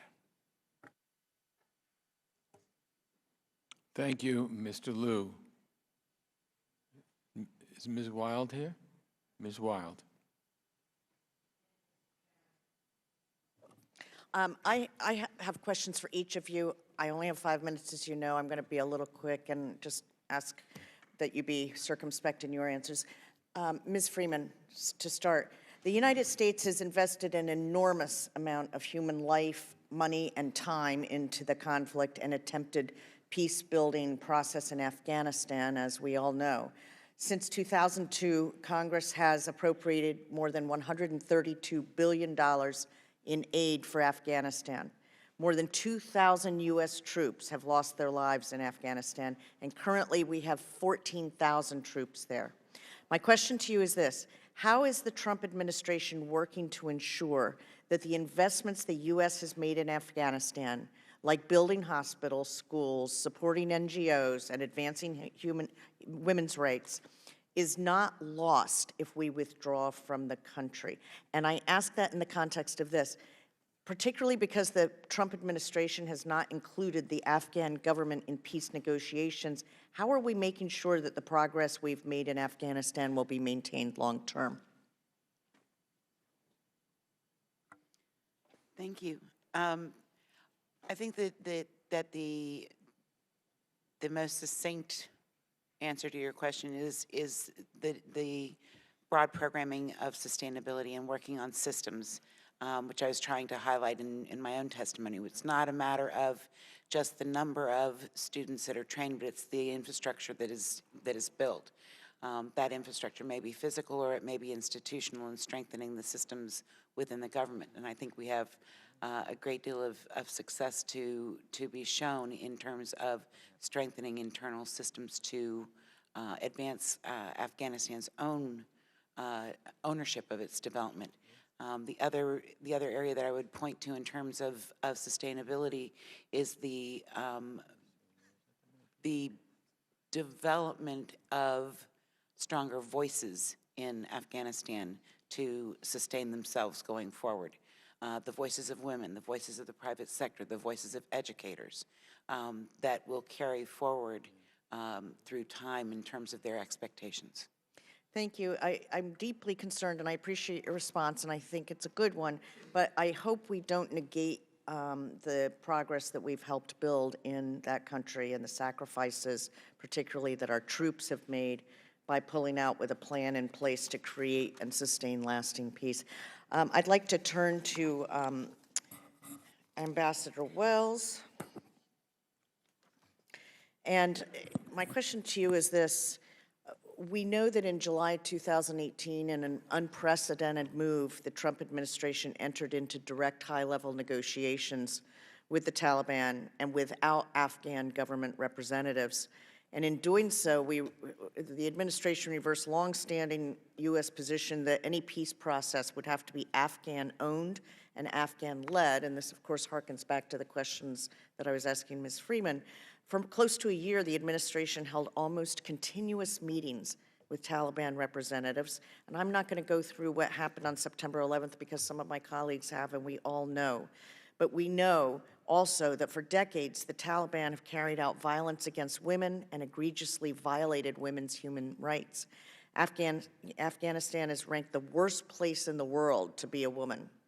87% of their women are illiterate, 70 to 80% of them are in forced marriages, and 90% have experienced domestic abuse. So, you know, our president loves to refer to himself as a great negotiator and a great deal maker, but we haven't seen any successful deals on behalf of the American people yet.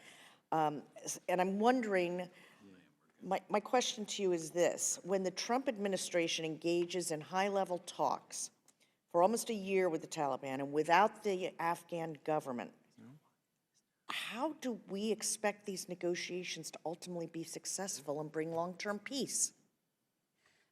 Congresswoman, I think it's a mischaracterization. We're in constant contact and constant engagement with the government of Afghanistan. We were working in parallel tracks as we discussed issues with the Taliban. We were discussing the same issues with the Afghan government and coming up with an agreed-upon approach, under this political framework. Ambassador Bass is there every day. General Miller is there every day. Ambassador Khalilzad has spent more weeks in Afghanistan over the last 8 or 9 months than I can calculate. And so we're very committed because the outcome of this initial set of conversations was to get to an intra-Afghan dialogue, a negotiation, was to get the Afghans to sit down at the table, which the Taliban have refused to do over the last 18 years. And we started to see that break down with the intra-Afghan discussion that took place in Doha in July. So this was not about ignoring the government of Afghanistan, freezing it out of negotiations. To the contrary, it was creating, the preconditions that would allow Afghans finally to sit down and begin to find the appropriate compromises to move forward to a unified government in peace. Thank you. My time is up. I just reiterate, I hope we do not lose the progress that has been made by excluding important parties. Thank you, Ms. Weil. Mr. Burchett. Thank you, Mr. Chairman, and thank you for allowing me to speak. Given that the Pakistani inter-service intelligence has long given support to the Taliban, is there a role that Pakistan must play in the negotiations with the Taliban? And if so, would Prime Minister Khan have trouble getting the Pakistani military to help? Pakistan does have a very important role in ensuring that negotiations both take place and are successful. And we've seen constructive support by Pakistan in helping to ensure that there was an authoritative negotiating team. Pakistan released Mullah Baradar from prison where they were holding him, and he then took over leadership of the Taliban negotiating group. We've been working closely with Pakistan, and Ambassador Khalilzad's consultations very much include and are based on the expectation that Pakistan will provide this support. Prime Minister Khan publicly has been forward-leaning in his support for peace in Afghanistan. We appreciate the steps that he's taken and members of his government have taken to try to improve relations with Afghanistan, because improved Afghanistan-Pakistan relations are also going to be critical to a sustainable peace. But this is an area where we will continue to have expectations and asks of Pakistan. Thank you, ma'am. In the 90s, the Taliban, I believe they said that bin Laden and al-Qaeda were not a threat to the U.S. How can we trust them now when they say that they will not allow foreign terrorist organizations on Afghan soil?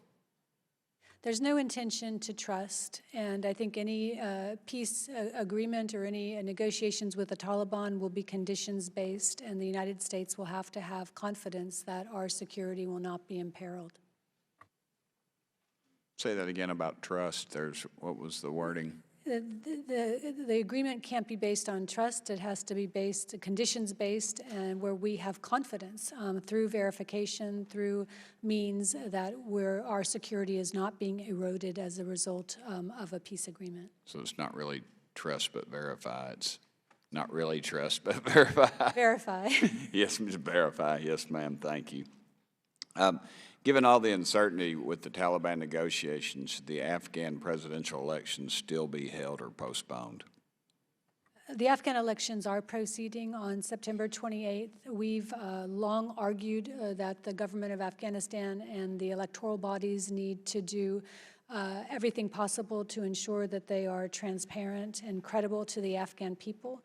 The United States has provided support for the elections through funding of the UN mission in Afghanistan. We've also provided technical assistance through USAID in developing protocols. I think certain steps have been taken that could improve some of the technical aspects of the elections this time around, including polling center-based registration lists, which will make it less possible for industrial fraud. But at the same time, you have fewer polling stations that will be opening in this election compared to 2014. And certainly the Afghanistan electoral institutions are going to have to be able to respond to Afghans' concerns over the misuse of government resources and other efforts to influence elections. Okay.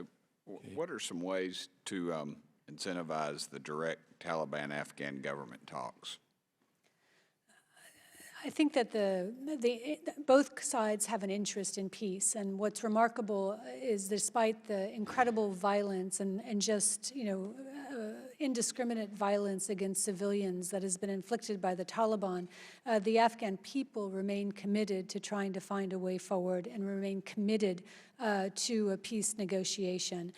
Because as long as Afghanistan is racked by violence, you can't achieve the security to create, a normal state that's self-sustaining. And, the Taliban, their interests, as I said before, I think are motivated by a desire to be seen as legitimate, to be able to engage on, in a way that they have not with the international community, to participate in a functioning government and in a country that is economically more prosperous. Thank you, Mr. Chairman. Thank you, Mr. Burchett.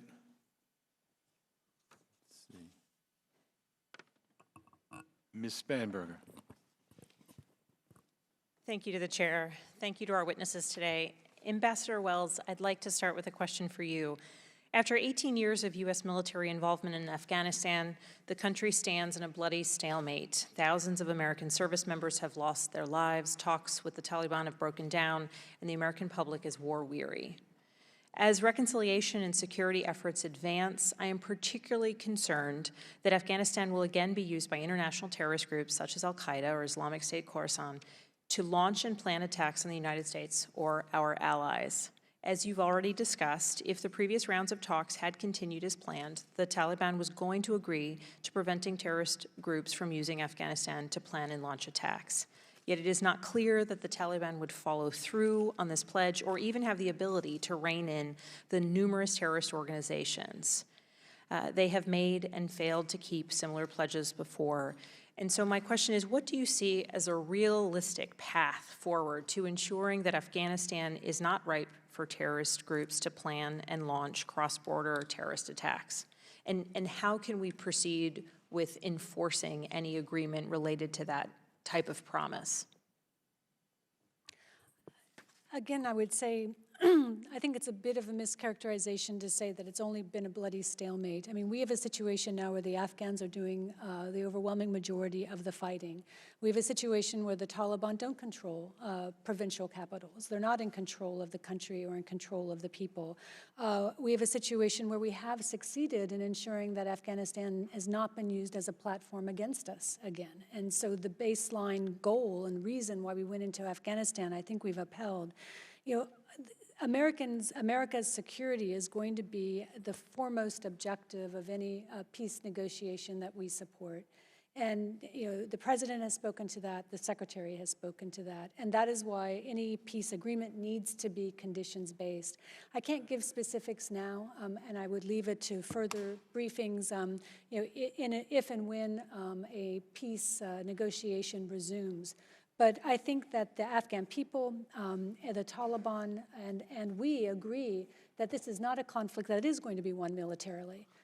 So the question of how we get back to a sustainable peace process is one that is under active review by the administration. And how much do you think the fact that Afghanistan hasn't been used as a platform to launch additional attacks against us or U.S. interests outside of Afghanistan, how much do you think that is a result of the presence of our forces? My question being specifically, if we were to move towards removing U.S. forces, how does that significantly change the dynamic that has allowed us to achieve some of the stability that you just discussed? In the context of an active war against the Taliban, the presence of American and international forces has been critical. Okay, and so then in thinking through the type of agreement that we could make with the Taliban and looking at what sort of enforcement would be possible, what do you see as potential levers for negotiation or potential successes for the type of enforcement that would allow us to ensure that Afghanistan cannot devolve into a place where terrorist networks are able to find safe haven again and potentially plot against the United States? I think, as has been said publicly, in a conditions-based agreement, what the Taliban want is the removal of forces, and to be able to achieve a removal of forces, there would have to be confidence on our part that the undertakings were being upheld by the Taliban and its members. You know, I can't hypothesize about what may or may not come out of a future agreement and what specific measures will be included, but I would just go back to the basic point. You know, the United States has the most capable and powerful military in the world. We're committed to protecting our citizens' interests. You know, we are not without options. The challenge that I see, though, related to the conditions-based discussions is if the Taliban want U.S. departure from Afghanistan, then what is the next step that we take when, in fact, they are not complying with negotiated terms? As you see it, what would be our response if we have, in fact, removed forces? Where do we go from there? I can't hypothesize about that scenario. Thank you for your time. Mr. Chairman, I yield back. Thank you, Ms. Spanberg. And Mr. Levin. Thank you so much, Mr. Chairman. According to the United Nations Assistance Mission in Afghanistan, there were more civilian casualties in 2018 than in any other year since they began counting. And it was also reported that for the first time since the United Nations began documenting civilian casualties in Afghanistan, more civilians were killed by Afghan government and American forces than by the Taliban and other insurgents. I don't think there can be a clearer sign that the U.S. military intervention there has failed to secure the Afghan people. Ambassador Wells, it's good to see you again. I want to ask you, why should we expect that doing more of the same thing that we've done for the last 18 years will lead to a different and better outcome than these statistics suggest? First, I want to say that the U.S. military does everything possible to avoid civilian casualties. Nobody is more meticulous in its planning and as thoughtful in its efforts. And I contrast that to the enemy that we face that deliberately targets civilians. And we've seen that over this bloody last week of targeting of hospitals, targeting it's horrifying. Of election workers. But do you dispute the statistics from 2018? I think, as I mentioned earlier in another response, we do question some of the methodology. I think this is an aberration. And I hope you're right. And the approach of the forces couldn't be more different. And so, you know, I'm very, I think we can have confidence and respect for the U.S. military's efforts to reduce civilian casualties and reduce the Afghan forces' civilian casualties.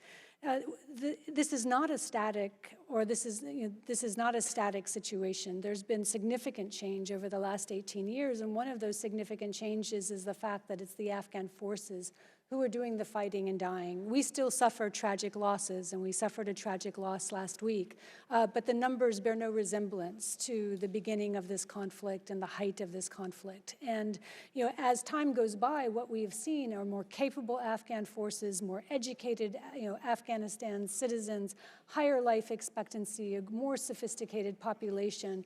Those are trend lines that absolutely work in our favor. And speak very highly of our own values approach to supporting Afghanistan. All right, I want to talk about the non-state militias in Afghanistan, like the Host Protection Force, that are trained, equipped, and funded by the CIA. These militias were the subject of a New York Times report in December that I'd like to quote from. It said that the CIA-funded militias have, quote, operated unconstrained by battlefield rules designed to protect civilians, conducting night raids, torture, and killings with near impunity in a covert campaign that some Afghan and American officials say is undermining the wider American effort to strengthen Afghan institutions. In July, Ambassador Khalilzad said that militias would be addressed in a peace deal. So, Ambassador Wells, I want to ask you, did the proposed U.S. troop withdrawal from Afghanistan include withdrawing U.S. support for non-state militias funded by the CIA? I can't speak to that, sir.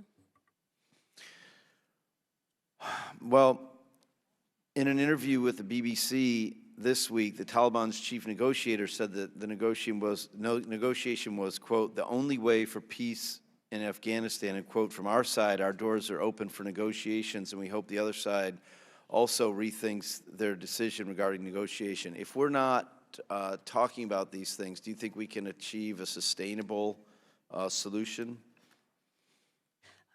There's agreement that there is no military solution. There's agreement that there needs to be a politically negotiated solution. But there also has to be confidence that the Taliban, after the 9 rounds of negotiations, are acting in good faith. And so, as has been said publicly by the President and the Secretary, currently the talks are suspended. The administration is reviewing options for moving ahead. And so, if just as a final question, it's sometimes hard to explain to my constituents what's going on in this complicated situation. How would you suggest that I explain to them why the President suspended negotiations at this point? What's the reason for it? We saw behavior that was inconsistent with the substance and conduct of the negotiations that have taken place over the last 9 rounds. And it was that inconsistent behavior that led to the decision. We would like to see the Taliban take actions that would make it possible to return to political negotiations. All right, thanks. I yield back, Mr. Chairman. Thank you. Mr. Malinowski. Thank you, Mr. Chairman. I want to thank you both for stepping up and being here. But I also want to say quite bluntly that it does not absolve Ambassador Khalilzad, who has been negotiating with it, who's been talking to the Taliban for the last year and refusing to speak to the United States Congress. And I do not believe that a classified briefing meets his responsibility to explain to the American people what we are doing here. With that, let me ask you a few questions. The Taliban operates both in Afghanistan and Pakistan, is that correct? Taliban has sanctuary in Pakistan. And yet there is nothing in the draft agreement that commits the Taliban to break with al-Qaeda or any other terrorist group that it may be cooperating with in Pakistan, or in fact any of the 20 or so other FTOs beyond al-Qaeda and ISIS, such as Lashkar-e-Taiba, the Haqqani network that operate in both Pakistan and Afghanistan. Is that correct? I can't speak to the details of the text. All I can note is that it is conditions-based with the preeminence given to ending ties to terrorist organizations. Well, the only terrorist organizations that have been mentioned are those two, and everything you have said suggests that their responsibility ends on Afghan soil. So, in fact, this doesn't really force the Taliban to break with terrorists. There is no ceasefire contemplated, no nationwide ceasefire contemplated by the agreement. So, apart from a few named places under what was contemplated, the Taliban would be able to continue terrorizing the Afghan people.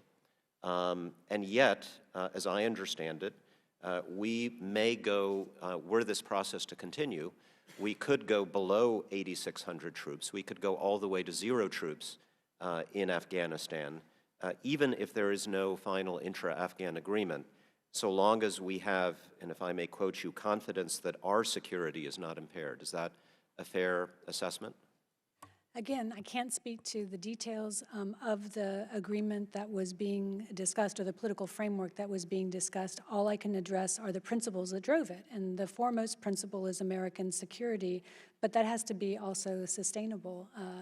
What we're looking for is a sustainable solution, a sustainable peace in Afghanistan. Well, those are two very different things. If the condition is American security as narrowly defined by do not cooperate with al-Qaeda or ISIS, then what that suggests is that what happens to the Afghan people in that scenario is immaterial. So long as we have that minimal commitment from the Taliban, we could go to 0, which puts us in a position where we can't even monitor or enforce that minimal commitment. You said we've been in constant contact with the Afghan government on this question. I'm sure that's true. I know that's true. But any of us who've spoken to the Afghan government know that they do not agree with the basic framework of this agreement for precisely that reason, because it leaves them to the mercy of the Taliban so long as we're assured that they're not going to be cooperating with 2 of the 20 or more terrorist organizations that have safe haven in Afghanistan. My understanding is we're not willing to say, you're not willing to say to the Taliban right here, right now, that we will not go to zero if there is no intra-Afghan agreement. Is that correct? You cannot say that categorically. I'm not here to comment on the specifics of a negotiation that I wasn't a part of. All I can discuss are the principles. And again, the principles are not, I think you're mischaracterizing the approach of the administration to what we seek to achieve. Well, You know, this is what I've heard from the administration. And again, if you're not able to speak to the agreement, then that is exactly why Ambassador Khalilzad should be sitting in that chair right now. After 1 year of talking to terrorists, he should be willing to talk to the United States Congress. Look, all I'm asking for here is honesty. There are different views about whether we should stay, whether we should go, in both sides of the aisle. But what we are being sold here is not a potential peace agreement. What we are being sold here is a bedtime story to make us feel better about leaving Afghanistan. We're talking about this as if it's supposed to bring peace, when in fact we know that the Taliban intends on continuing to fight because their aim is not legitimacy, their aim is power in Afghanistan, which they're not willing to share with the Afghan government, as they have told us many times. We are being told that this is about bringing our troops home, when in fact those troops are not coming home. They will go to the Gulf. They will go to bases potentially in Central Asia so that we can maintain a forward presence in the region to continue to strike terrorists in Afghanistan. We will continue drone strikes, but from a further distance, which means there will be more civilian casualties, and if we conduct counterterrorism raids, if we do it from a further distance, it'll be more dangerous to our troops. So I'm asking for honesty. If we're going to leave, let us simply say we do not have an interest in investing in Afghanistan anymore, and we're going to leave them to the tender mercies of the Taliban. If we believe that's not right, let's say to the American people that we have a long-term commitment here like we have in South Korea, Germany, and other places. Pick one, but let's stop telling bedtime stories about what this is going to bring. I'm delighted that there was an opportunity this morning for the committee to be briefed by Ambassador Khalilzad. But not the American people. This is not a negotiation of a withdrawal. It's a peace agreement. And I think what we're losing sight of is the overwhelming majority of Afghans who very much want to see America involved in supporting a peace process. Afghans do not want to fight to the last Afghan. They seek peace. And so this administration, has been creatively working towards that goal. They've had no say in this process, and you know perfectly well that they are terrified, the vast majority of Afghans, about where this is going. This is the only process that's producing potential of direct conversations between the Taliban, Afghan government, and Afghan stakeholders. I yield. Mr. Phillips. Thank you, Mr. Chairman, and to our witnesses. I want to start by echoing the sentiment of my colleague, Mr. Malinowski, relative to the lack of an appearance by Mr. Khalilzad. Terribly disappointing, and I hope it is something we can quickly rectify. Former diplomat and senior fellow at the Carnegie Endowment for International Peace, Dr. Ashley Tellis, recently said, quote, "Any attempt at reconciliation through a negotiated bargain centered on the formal exchange of obligations, as opposed to the quiet and progressive defection of insurgents, would fail to deliver stability that the U.S. seeks." Do you agree with that statement? I ask that of both of you. The administration is exploring, or has been exploring, whether or not you can create a political framework that produces the dialogue that gives confidence that American security will be met. So I obviously would not preemptively agree with Dr. Tellis. So why would we choose to enter negotiations with such little progress on the battlefield strategically? Is that something, isn't that a question we should be asking? This is not a conflict that's going to be solved on the battlefield, and you've seen over the last 10 years the number of troops and soldiers go up and go down. What hasn't been able to move forward is the conversations that need to take place between the parties. The government, stakeholders throughout Afghanistan society, which is a very complex one, and the Taliban. The assessment is that the Taliban are different than ISIS, that this has been, a Pashtun nationalist insurgency whose obviously their tactics have become increasingly concerning over the last several years, but that they yet remain committed to an Afghanistan and are prepared to engage, in negotiations. That needs to be tested. And so with the work that's been done has been done to create the conditions where Afghans can actually, for the first time, sit down and begin to have those conversations. Can you think of a precedent in which we've been successful applying this type of strategy?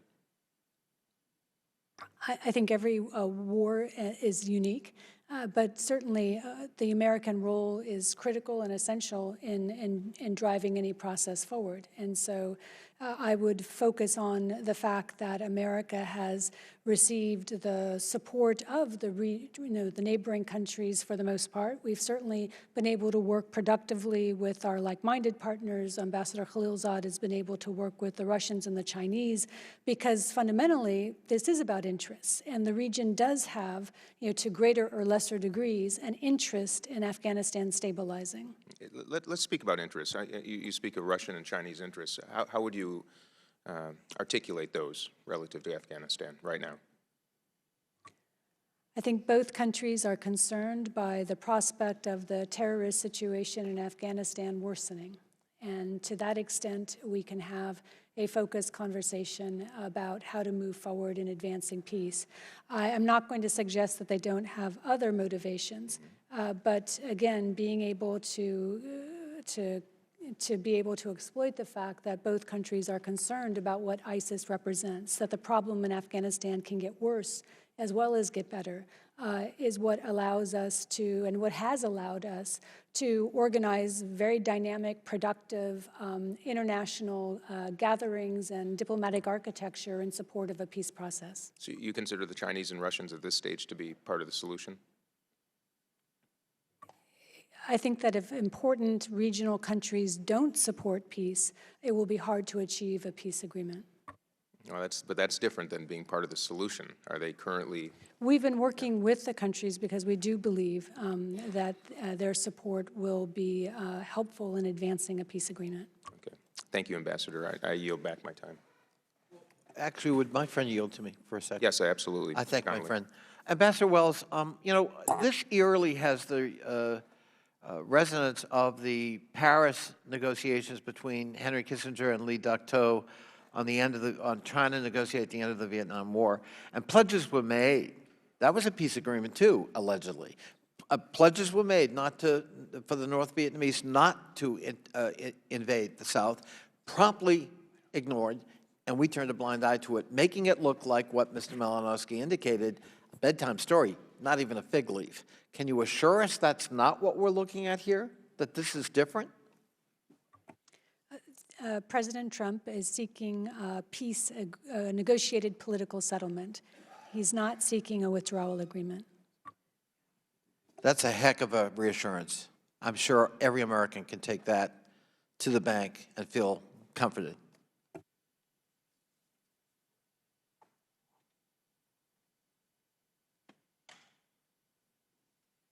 Does the gentleman yield back? Sorry, it was Mr. Phillips' time, and I do yield back. Thank you, Mr. Chairman. Thank you. Just briefly, we've discussed at different times the role of women in negotiations. The Afghan government isn't involved. Women are not part of that. We know that the Afghan government, to my knowledge, is trying to include in the information that's relayed to them, women as part of that agreement.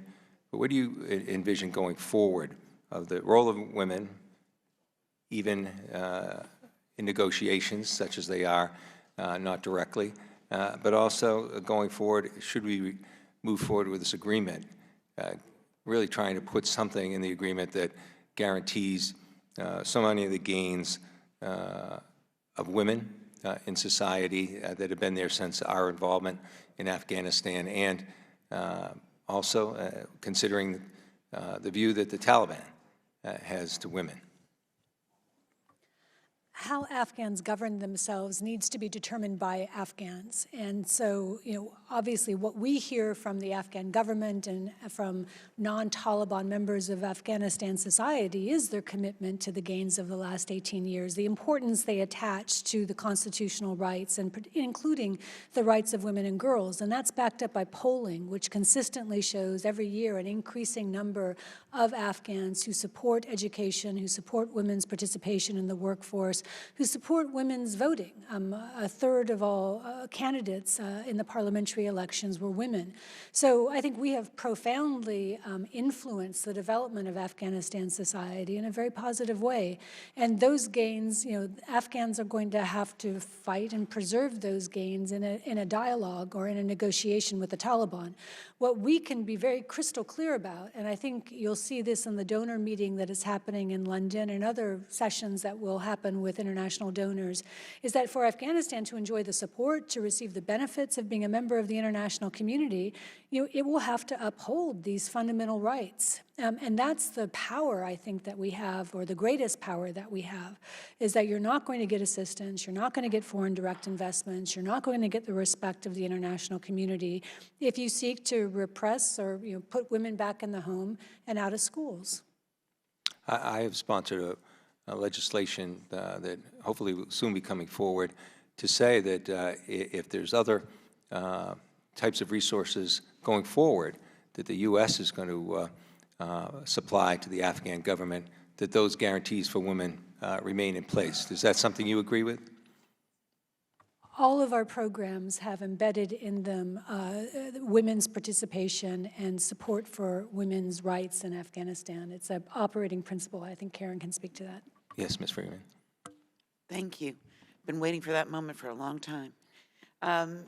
Yes, in every single program that we have, there is a requirement for the inclusion of women in those programs.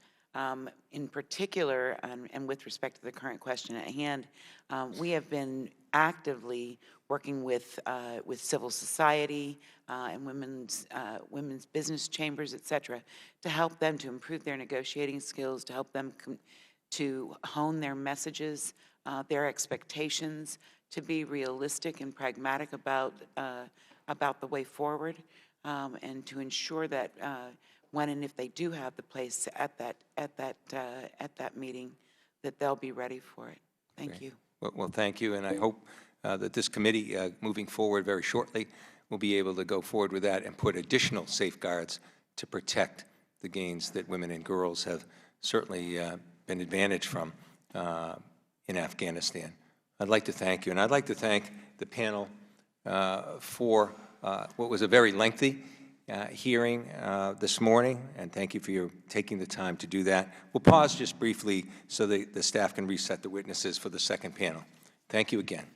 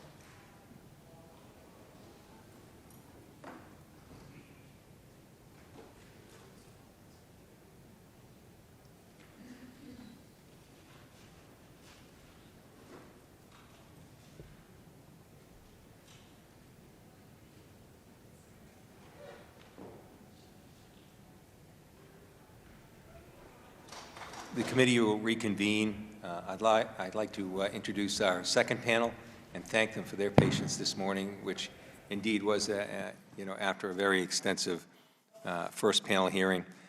Ambassador James Cunningham is a senior fellow at the Atlantic Council's South Asian Center and an adjunct faculty member at Syracuse University's Maxwell School. He served at the State Department for decades in a wide range of roles, capping his distinguished career with his time as ambassador to Afghanistan from 2012 to 2014.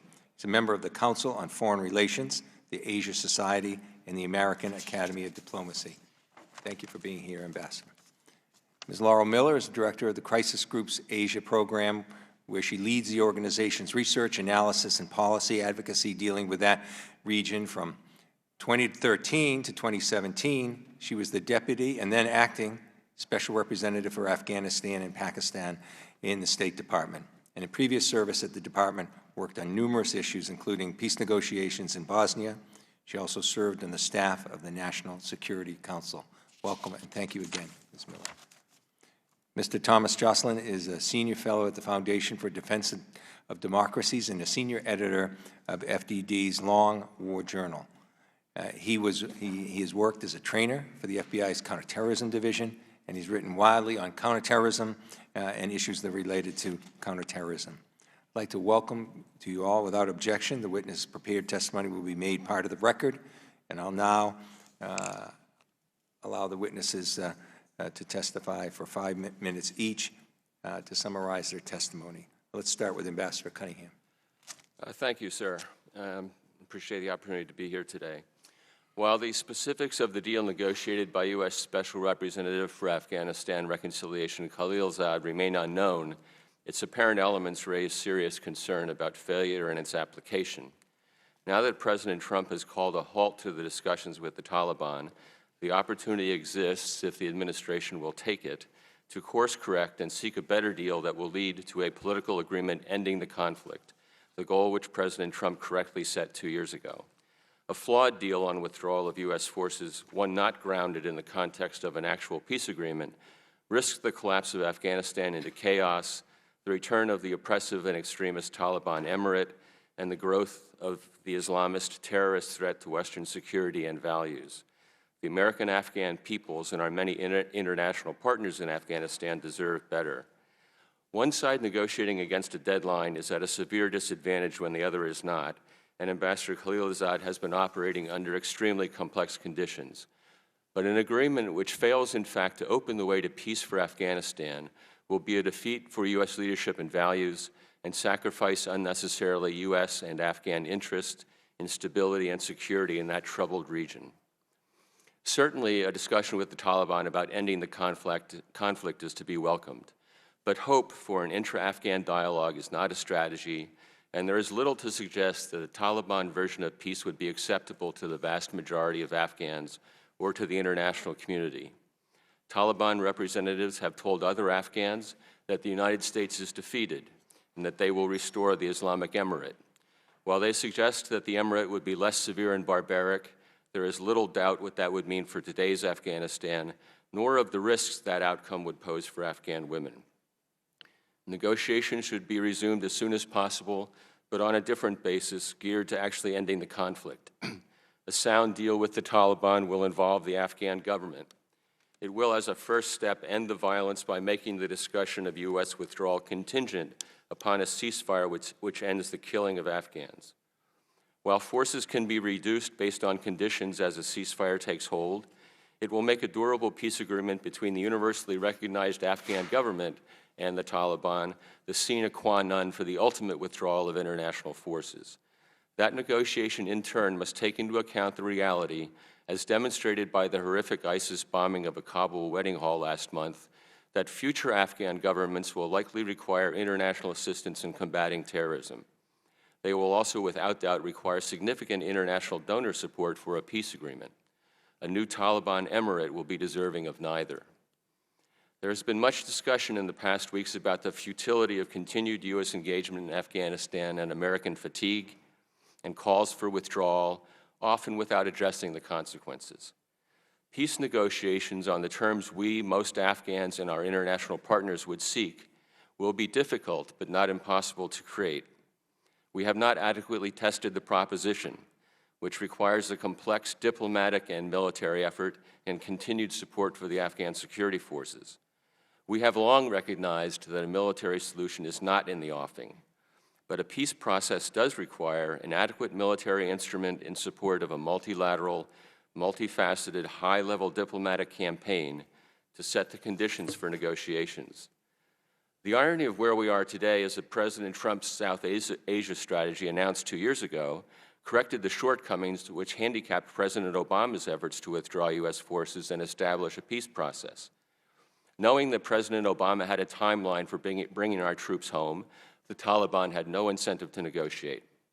In 2017, President Trump agreed to restore military capabilities needed to strengthen the American train and assist and counterterrorism missions, and to focus on creating conditions for negotiations. His strategy for peace correctly aligned 3 elements for getting the Taliban to genuine negotiations: bolstering the Afghan security forces, basing the reduction and eventual withdrawal of military forces on conditions and not artificial deadlines, and focusing on Afghanistan's regional context, particularly on ending the nefarious role of Pakistan. That strategy was aimed at success, a political settlement, including respect for the Afghan Constitution and its protections for human rights, women, and a free media. It appears to be coming apart. The reestablishment of unrealistic U.S. deadlines will again undercut the Afghan security forces. Deadlines and the ever-present threat of withdrawal absent an agreement encourage Taliban intransigence. Speculation about an interim government, which hopefully is now moot, risked the demise of democracy in Afghanistan. Washington appears yet again to have allowed Pakistan to avoid concrete action to change the calculations of the Taliban leadership in Pakistan. Afghanistan is neither a failed state nor to be dismissed as a forever war. Afghanistan is a struggling, democratic, Islamic partner in the generational conflict between extreme Islamist ideology and terrorism and the civilized world to which most people, including Muslims, aspire. Our 18-year effort in Afghanistan has had several distinct phases, and mistakes have surely been made. But yielding to fatigue rather than correcting our strategy would be the greatest mistake of all. The costs of engagement in Afghanistan are much lower than in the past, can be lower yet, and are sustainable. As with the Cold War, staying power will be required to win the ideological conflict with Islamist extremism, in which Afghanistan is a chapter. We can certainly be smarter and more effective, but as with Iraq, the costs of premature withdrawal from Afghanistan, with the prospects of peace unsecured, will be much higher. Among the more important of those costs will be the accelerated erosion of the notion that the United States is a reliable and durable partner when there is a price to be paid for leadership and defense of U.S. values. Thank you. Thank you, Ambassador. Ms. Miller. Thank you, Congressman Keating, for your endurance today, and my thanks to the committee for inviting me to this important hearing. I've been asked to assess the administration's efforts to secure a peace deal. I'll summarize my written statement, briefly reviewing U.S. policy options and explaining why the negotiations President Trump declared dead last week should be revived. Those talks produced a draft U.S. Taliban agreement that, according to both sides, was ready to be signed. The U.S. has 3 basic options. First, the withdrawal option.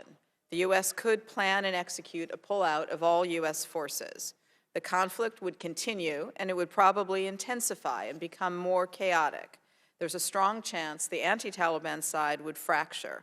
How quickly that would happen would depend on whether the government in Kabul continued to receive the foreign funding on which it very heavily depends. Second, the stay the course option. The U.S. could keep the current or somewhat reduced number of troops, continue fighting the Taliban alongside the government, continue operations against the Islamic State branch, and occasionally other terrorist groups from within Afghanistan. The war, currently the deadliest in the world, would remain the bloody stalemate that it is today and that many senior American military officers have said it is, one that's been eroding in the Taliban's favor over several years. Keeping U.S. troops in Afghanistan would continue feeding the Taliban narrative of foreign occupation that they used to recruit. Staying the course means perpetuating the conflict with no foreseeable end. Third, the negotiation option. The U.S. could try to negotiate an end to the war and to the U.S. military presence. American diplomats have engaged in about 9 years of waxing and waning effort to launch a peace process, but only this year did the U.S. put pursuing a peace deal at the center of its policy. The third option is the only one with the potential to reduce violence in Afghanistan and enable the U.S. troops to withdraw in permissive conditions. It's also the option with the best chance of preserving Afghanistan's social and development gains. To be clear, none of these options has the realistic potential to result in military victory for the U.S. and its Afghan allies. Neither of the first two options would enable the Afghan government to become self-sustaining in its fight against the Taliban at any foreseeable time, and only the negotiation option aims for reduction of violence. Some have criticized the administration for negotiating exclusively with the Taliban, supposedly cutting out the Afghan government. It's understandable this approach is deeply frustrating to many Afghans, and frankly, it's distasteful to many in Washington. The U.S. decision to negotiate first with the Taliban prior to talks among Afghans was a concession to the Taliban's stubborn insistence on that sequence. The U.S. for many years resisted that sequencing, and the cost was no peace process. It's worth underscoring that the U.S. already tried and failed to deliver the more desirable kind of peace process, with the Afghan government at the table from the outset and with an early ceasefire. No evidence suggests the Afghan government on its own could launch this preferred form of peace talks. Certainly the U.S. has not stood in the way. But it's crucial to recognize what a U.S.-Taliban deal would and would not be. It would cover a limited set of issues, the withdrawal of U.S. troops in exchange for Taliban commitments to prevent Afghanistan being a safe harbor for terrorist groups. The deal would not be a peace agreement. There's no deal between the U.S. and Taliban that could bring peace or address governance, women's rights, and other issues. The deal would be the first step toward peacemaking. It would condition a gradual U.S. withdrawal, which the Taliban want, on the Taliban entering negotiations with the Afghan government and other power brokers. The reward is clear. The deal would open the door to an Afghan peace process. Afghan talks, once started, might stall or fail for many reasons. The gap between the parties' political visions might prove too great. Internal divisions on each side might prove too difficult to overcome. If negotiations fail, the U.S. will still be in a position to choose either of the first two policy options I described earlier. After nearly 18 years of prioritizing military action and failing to defeat the Taliban, the U.S. has spent only 1 year putting peace efforts at the forefront. And in that time, it appears to have come close to clinching a deal that would lead to an Afghan peace process and allow for the withdrawal of U.S. troops. The U.S. should not abandon this effort now. Mr. Jocelyn. Well, thank you for having me here to testify again today. I'm going to just go through this very quickly. I agree that one of the main critiques of the process that the Trump administration went through in these talks basically excluded the Afghan government. You can see in a tweet I reproduced in my written testimony that on March 12th of this year, Ambassador Khalilzad said explicitly that once a deal is finalized, exchanging a troop withdrawal for the supposed counterterrorism assurances from the Taliban, then the intra-Afghan negotiations process would start. That's a crucial mistake. Obviously, if you're gonna try and actually launch a peace process, having American troops in country are your biggest bargaining chip to try and get that launched. Giving it away at the outset in exchange for the Taliban's words makes no sense to me. And I want to talk a little bit today about why the Taliban's words shouldn't be trusted when it comes to counterterrorism assurances. There's some skepticism in the earlier panel on this regard, and I wholly endorse that skepticism.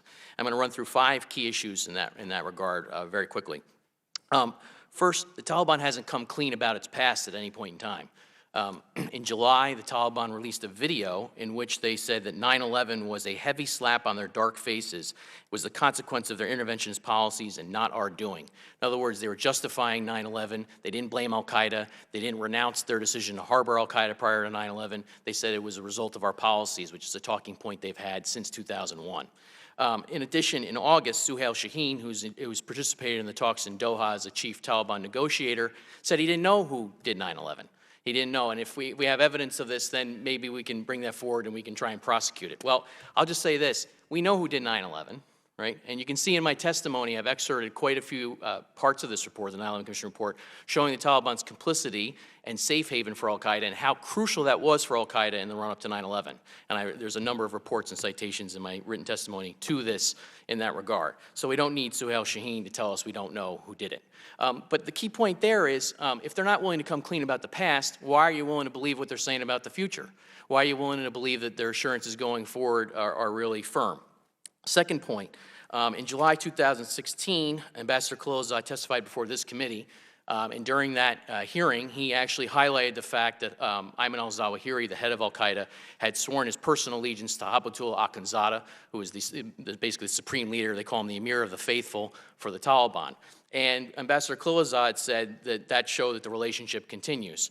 We agree. I had reported on that about a week or two earlier. And as far as I can tell, there's no evidence that Akhundzada to date is going to renounce Zawahiri's oath of allegiance or al-Qaeda. And as part of any talks that you heard a lot in the first panel about how there's these assurances from the Taliban about breaking with al-Qaeda and restraining them and that sort of thing. Well, here's a very concrete example of what the Taliban could do in that regard and should do in that regard if you're going to actually start to believe them, which is that their leader, Habatul Akhundzada, should disown Zawahiri and his oath of allegiance. Very quickly, third point, the number 2 of the Taliban is a guy named Siraj Haqqani. And we've tracked Siraj Haqqani for a long time, and it took a number of years to get the Haqqani network designated as a terrorist organization by the U.S. government. That network was designated in part because the Haqqani network remains closely allied with al-Qaeda throughout its history, going back from the 1980s to this day. Siraj Haqqani is not only the number 2 in the Taliban, but actually oversees the Taliban's war machine across Afghanistan. There's a lot of evidence in my written testimony about how the Haqqanis remain intertwined with al-Qaeda. There's a lot more I could say in that regard. I've seen no evidence that Siraj Haqqani was going to break with al-Qaeda or anybody in the Haqqanis. We're going to do that. Number 4, al-Qaeda in the Indian subcontinent. This is highlighted in my testimony as well. It was created in 2014. There's plenty of evidence that AQIS, as it's known, is fighting alongside the Taliban's members throughout the country.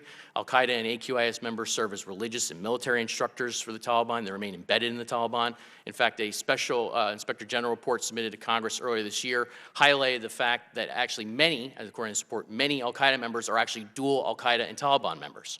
That's how integrated they are. And so a lot of times you can't even tell who's an al-Qaeda guy and who's a Taliban guy. Believe me, I'm the nerd who tracks this stuff. That's true. Sometimes you can't tell who's who, but that's how intertwined they are. And fifth, in terms of counterterrorism assurances from the Taliban, there's a sort of a constellation of Central Asian, Uyghur, and Pakistani jihadi groups fighting under the Taliban's banner in Afghanistan. I see no reason to believe the Taliban has agreed to restrain them in any meaningful way. We're talking about Uzbek groups like the Islamic Movement of Uzbekistan, the Islamic Jihad Union. We're talking about the Turkestan Islamic Party, which fights in Syria and Afghanistan. We're talking about Lashkar-e-Taiba. The UN reports I cite in my testimony all document their presence in Afghanistan under the Taliban's banner, and I find it hard to believe that the Taliban will restrain all of them. Thank you. Well, thank you. Mr. Phillips. Thank you, Mr. Chairman, and to our witnesses. Mr. Jocelyn, I'll start with you. Clearly from your testimony, you have little faith or confidence in the Taliban being trustworthy for a good reason. So what should we do in light of the fact that they're not, in your estimation? What would be in our best interest? I have no problem with trying to bolster a process that includes the Afghan government in the talks and insisting on that from the go. My main problem with what happened here was, one, I think there was a lot of credulity when it came to the Taliban's words on counterterrorism assurances from Ambassador Khalilzad and others, and two, the Afghan government clearly didn't have a formal seat at the table. You heard Ambassador Wells talk about how some members of the Afghan government were able to take part in talks, but that was in a personal capacity, not as formal representatives of the U.S.-backed, internationally legitimate Afghan government. So if you're going to go down that path, then it's fine, but as long as you're insisting that the Afghan government is part of any legitimate peace process. Thank you. Ms. Miller, I know you've been involved in peace negotiations in Bosnia, Kosovo, and Macedonia. In general terms, what does a good peace negotiation look like, and what does a good agreement look like? It would have been my preference and my recommendation that the peace process should have included the Afghan government, the U.S., and the Taliban at the table simultaneously from the start. However, that was the format that the United States long tried to pursue. I was personally involved in efforts to try to get the peace process started that way. But it didn't work. the Taliban refused, and it's a sad fact that the Taliban has leverage in this equation. So as I said in my statement, it was a concession, and it was, but I think an unfortunately necessary concession to split the peace talks into two separate tracks, a U.S. Taliban track followed by an intra-Afghan track, as it's now called. In terms of what a peace agreement could actually look like, the preliminary agreement between the U.S. and the Taliban is only setting the stage for a potential peace agreement and a peace process. An actual peace agreement among the Afghan parties is going to have to address a wide range of issues, including political arrangements for Afghanistan, security arrangements for Afghanistan, implementation measures, verification measures. And so it will be complex, and it will take time to negotiate that. And frankly, the U.S. Taliban agreement is only useful insofar as you actually get to that second stage. It doesn't, as I said, bring peace to Afghanistan, nor is it actually necessary for the United States to negotiate with the Taliban the terms of its withdrawal. If all the U.S. wants to do is withdraw, it doesn't need to negotiate that with anyone. And I would agree that counterterrorism assurances in that context are meaningless. Those only become meaningful if you have the second stage of a peace process and you're able to form a consolidated Afghan government that brings the Taliban into the political fabric. I would just add to that, I think we have to be a little bit cautious in painting. I have no disagreement with the negative characterizations on the whole of the Taliban, but I think we need to be careful not to paint this in black and white terms. There are plenty of non-Taliban Afghans, including some who are closely aligned with the Afghan government, who also have very conservative viewpoints on social issues, and frankly, who have a past history of very close involvement with al-Qaeda. With al-Qaeda, I repeat. It's a complicated picture that isn't just a pure black and white situation. I hope I answered your question. And in your past negotiations, are there any that are analogous to this current dynamic that we have in Afghanistan that you can point to? I would say in general terms, yes, but I don't think that there's a clear and obvious template for this. And I've looked I've done research on a sort of comparative analysis of other peace agreements and peace processes around the world compared to the situation in Afghanistan. And there's no one situation you can point to. I think what you can say is that one of the factors that makes peacemaking in Afghanistan much more difficult than in other circumstances is that it's a stalemate. Right. That you don't have, this isn't Colombia, where the government was overwhelmingly more powerful than the FARC. This isn't a situation like Bosnia, where the outside powers that were backing the inside powers really had the say and decided they were going to go with a peace process. And NATO was able to apply overwhelming force to the situation. This is more complicated because it's a stalemate and neither side has truly come to terms with their own ability to succeed or fail militarily. Indeed. I'm out of time, but I know there's not a long line behind me. Maybe we'll have another chance in a few moments. Thank you. Thank you, Mr. Phillips. President Trump said the peace talks are dead. Do you believe they're dead, Ambassador? I believe they're not dead, and they shouldn't be dead. Ms. Miller, do you believe the President when he says the peace talks are dead? I believe that President Trump has shown remarkable agility in being able to change his positions rapidly. And so I think it's certainly, there's a lot of opportunity here to resuscitate the peace process. It may take a little time and some face saving in order to do it. Mr. Jocelyn, do you think that, do you agree that President, that the peace talks are dead? I don't know. All I can say is that I know from the outset, I think it was very clear the president has wanted a full withdrawal or something close to it, and that sort of was the framework for the entirety for the talks.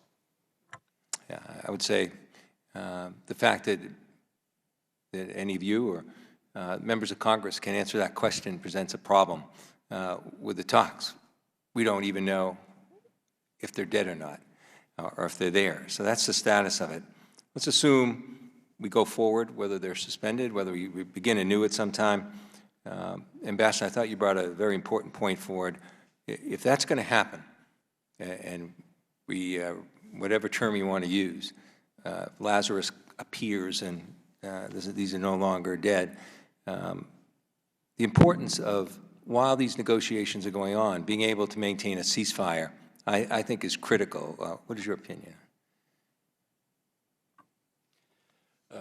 I would think it's important to get to a ceasefire as quickly as possible, particularly given the ongoing campaign against Afghan civilians being waged by the Taliban as we're talking about creating a peace process. Now, this is obviously leverage for the Taliban. They're trying to use military force and terrorism to enhance their position.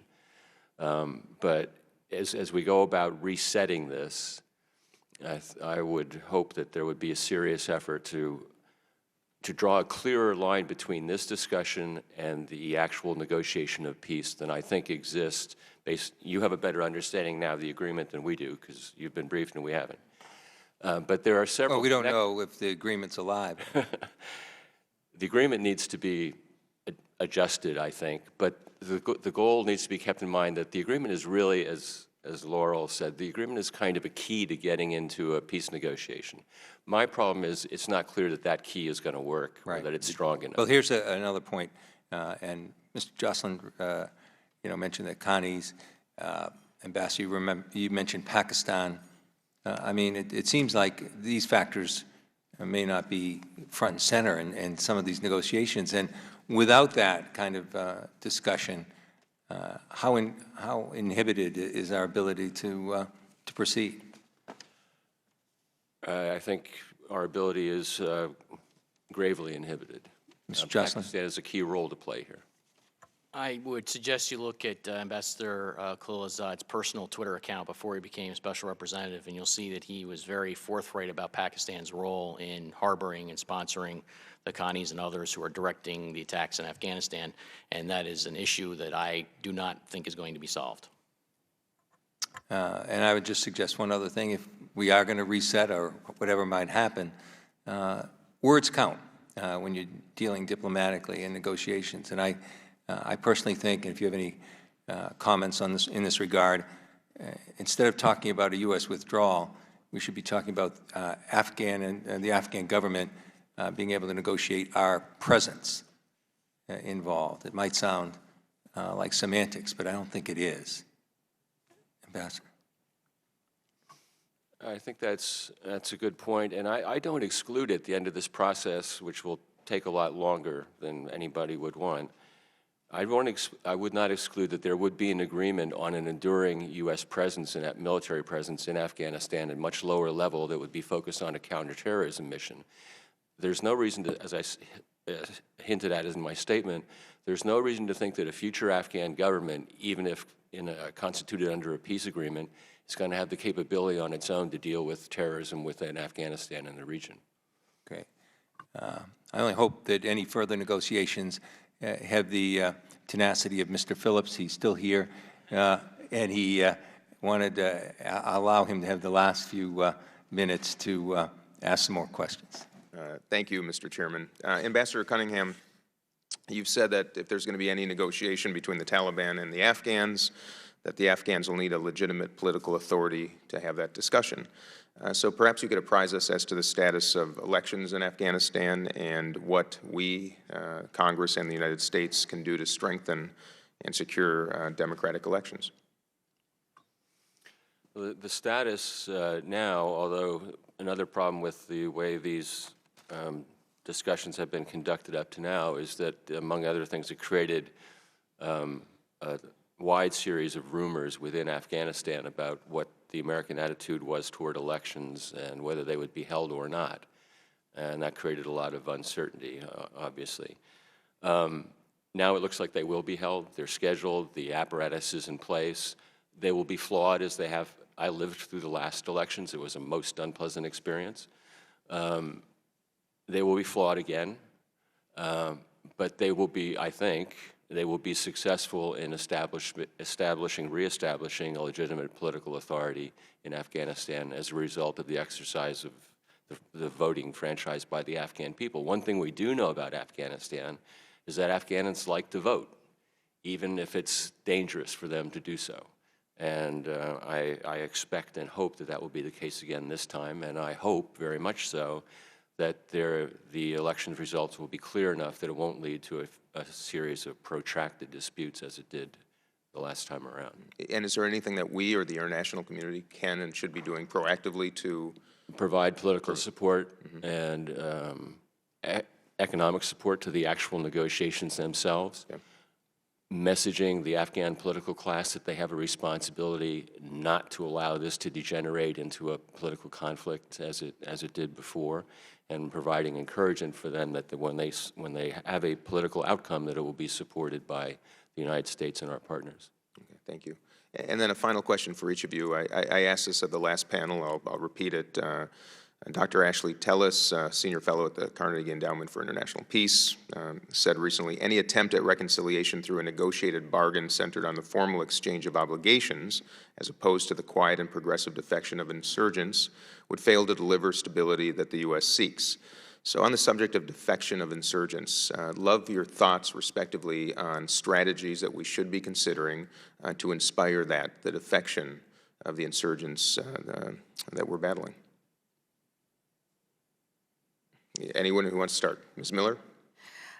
There have been a number of strategies that have been implemented over the years aimed at that, aimed at trying to split the Taliban or encourage defections. They are all almost entirely failures.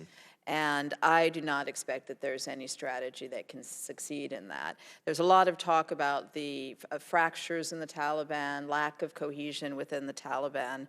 A lot of that is frankly wishful thinking and propaganda. Yes, I'm not saying they're an entirely monolithic organization, but let's face it, they have remained more unified and more cohesive than the other side has in this conflict. And they have been very careful to protect their cohesion, including through harsh measures of imposing ultimate sanctions on those who have sought to defect from the group, because they've been cognizant of the fact that cohesion, sufficient cohesion, has been their comparative advantage. So there's no quiet defection strategy to resolving this conflict. Mr. Jocelyn? I have a very grim view of the answer to your question. I think I wrote last year that I think in terms of where this war is headed, we've already lost if you game it all out.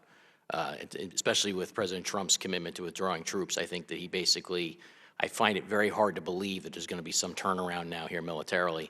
My issue is that going forward, and I agree totally, and I've said this myself publicly, if you're going to withdraw troops, I have no reason to absolve the Taliban on the way out the door on counterterrorism issues. It doesn't make any sense to me, especially when you're not getting any sort of real firm commitments that they're going to actually sit down for real talks with the Afghan government or anything along those lines. But I don't think there is a turnaround strategy at this point. There's no silver bullet, unfortunately. Okay. Ambassador? I agree. I don't think there's a strategy of attrition or withdrawal that will work in any time frame that we would want to see, certainly. That attrition will take place over time, hopefully in the context of a political agreement that does establish protections and rights and obligations. And there are serious issues that need to be addressed, like the status of the Afghan Constitution and the role of women and other things that we've been talking about, that of education, all those things that have made today's Afghanistan so different from what it was 18, 19, 20 years ago. Those things need to be built into a fabric that provides a solution. It can't be kind of left to drift along, and that won't happen, in my view. So one final question, and just a yes and no from each of you. Is it, in your estimation, starting with you, Mr. Ambassador, do you think that the Taliban would be willing to agree to just about anything that would ultimately lead to the withdrawal of our troops, anticipating that we would be hesitant to ever return? Whether they would be willing to agree to almost anything, I doubt. But they certainly have an incentive to, depending on, again, the crucial question, what the timeline is. They want us out. They'll be willing to do what's necessary to get us out. The question is, will that be at the end of a peace agreement or before there's a peace agreement? One thing I think you can count on is that they won't have any compunction about taking advantage of a situation in which we're not there and the Afghans are weak. Indeed. Ms. Miller? They have their red lines, and they, you know, regardless of anything that President Trump or President Obama said about desiring to get out of Afghanistan, they know for a certainty that America will not be in Afghanistan forever, and they will. Well said. Mr. Jocelyn? I don't think they'd agree to say or do anything, but basically the point of my testimony is that if you're going to believe them on counterterrorism assurances, I've given you 5 different things that you have to look for in terms of any sort of agreement in that regard. Obviously, the agreement looks moribund right now, but with officials saying that they believe in the Taliban's counterterrorism assurances, I say, okay, well then show me the following. Indeed. Thank you all for being here, for your testimony and counsel. Appreciate it. I yield back. Well, thank you. Thank you for being here. You know, this is an extremely important issue. It doesn't receive perhaps the greatest public attention that it deserves. I echo the sentiments of some of my colleagues that we should have had better representation, not that you're not great, but people that are directly involved in the negotiations currently here informing us and the American public what goes on. We should do that for the families and friends of loved ones that lost their lives, both on the military side and civilian side, in this long, long war. We should do that for the military and civilian and their families and loved ones that are currently there in that region. And as I conclude, I think of one story when I was there a few years ago, visiting our troops and getting briefed. I often asked our military, brave military soldiers, you know, if there's anything I can ever do or we can do for you, let us know. And on this occasion, they asked us, yes, there is. There's someone we would like you to meet and thank. And they took us to the marketplace. And there we met a civilian from Afghanistan. I won't mention even what province, although I suspect he's not alive at this point. But he had been risking his life, providing information to our troops about where IEDs were placed, about other tactics where undoubtedly he was saving lives. And they had asked us and myself to just go to this man and thank him, that it would mean a lot. And when I had that opportunity, I asked him why he was risking his life doing that. And at that point, he went from behind him and pulled out his 8-year-old son. And he said, because I would love him to have a chance in life, a chance he doesn't have under the current conditions. And I hope that this intervention, this action by America will give him that chance. So I hope that we do the most in these negotiations, as difficult as they are, not just for those who have sacrificed so much and continue to do for our country, but for those people as well. With that thought, I will call the hearing and adjourn. Thank you.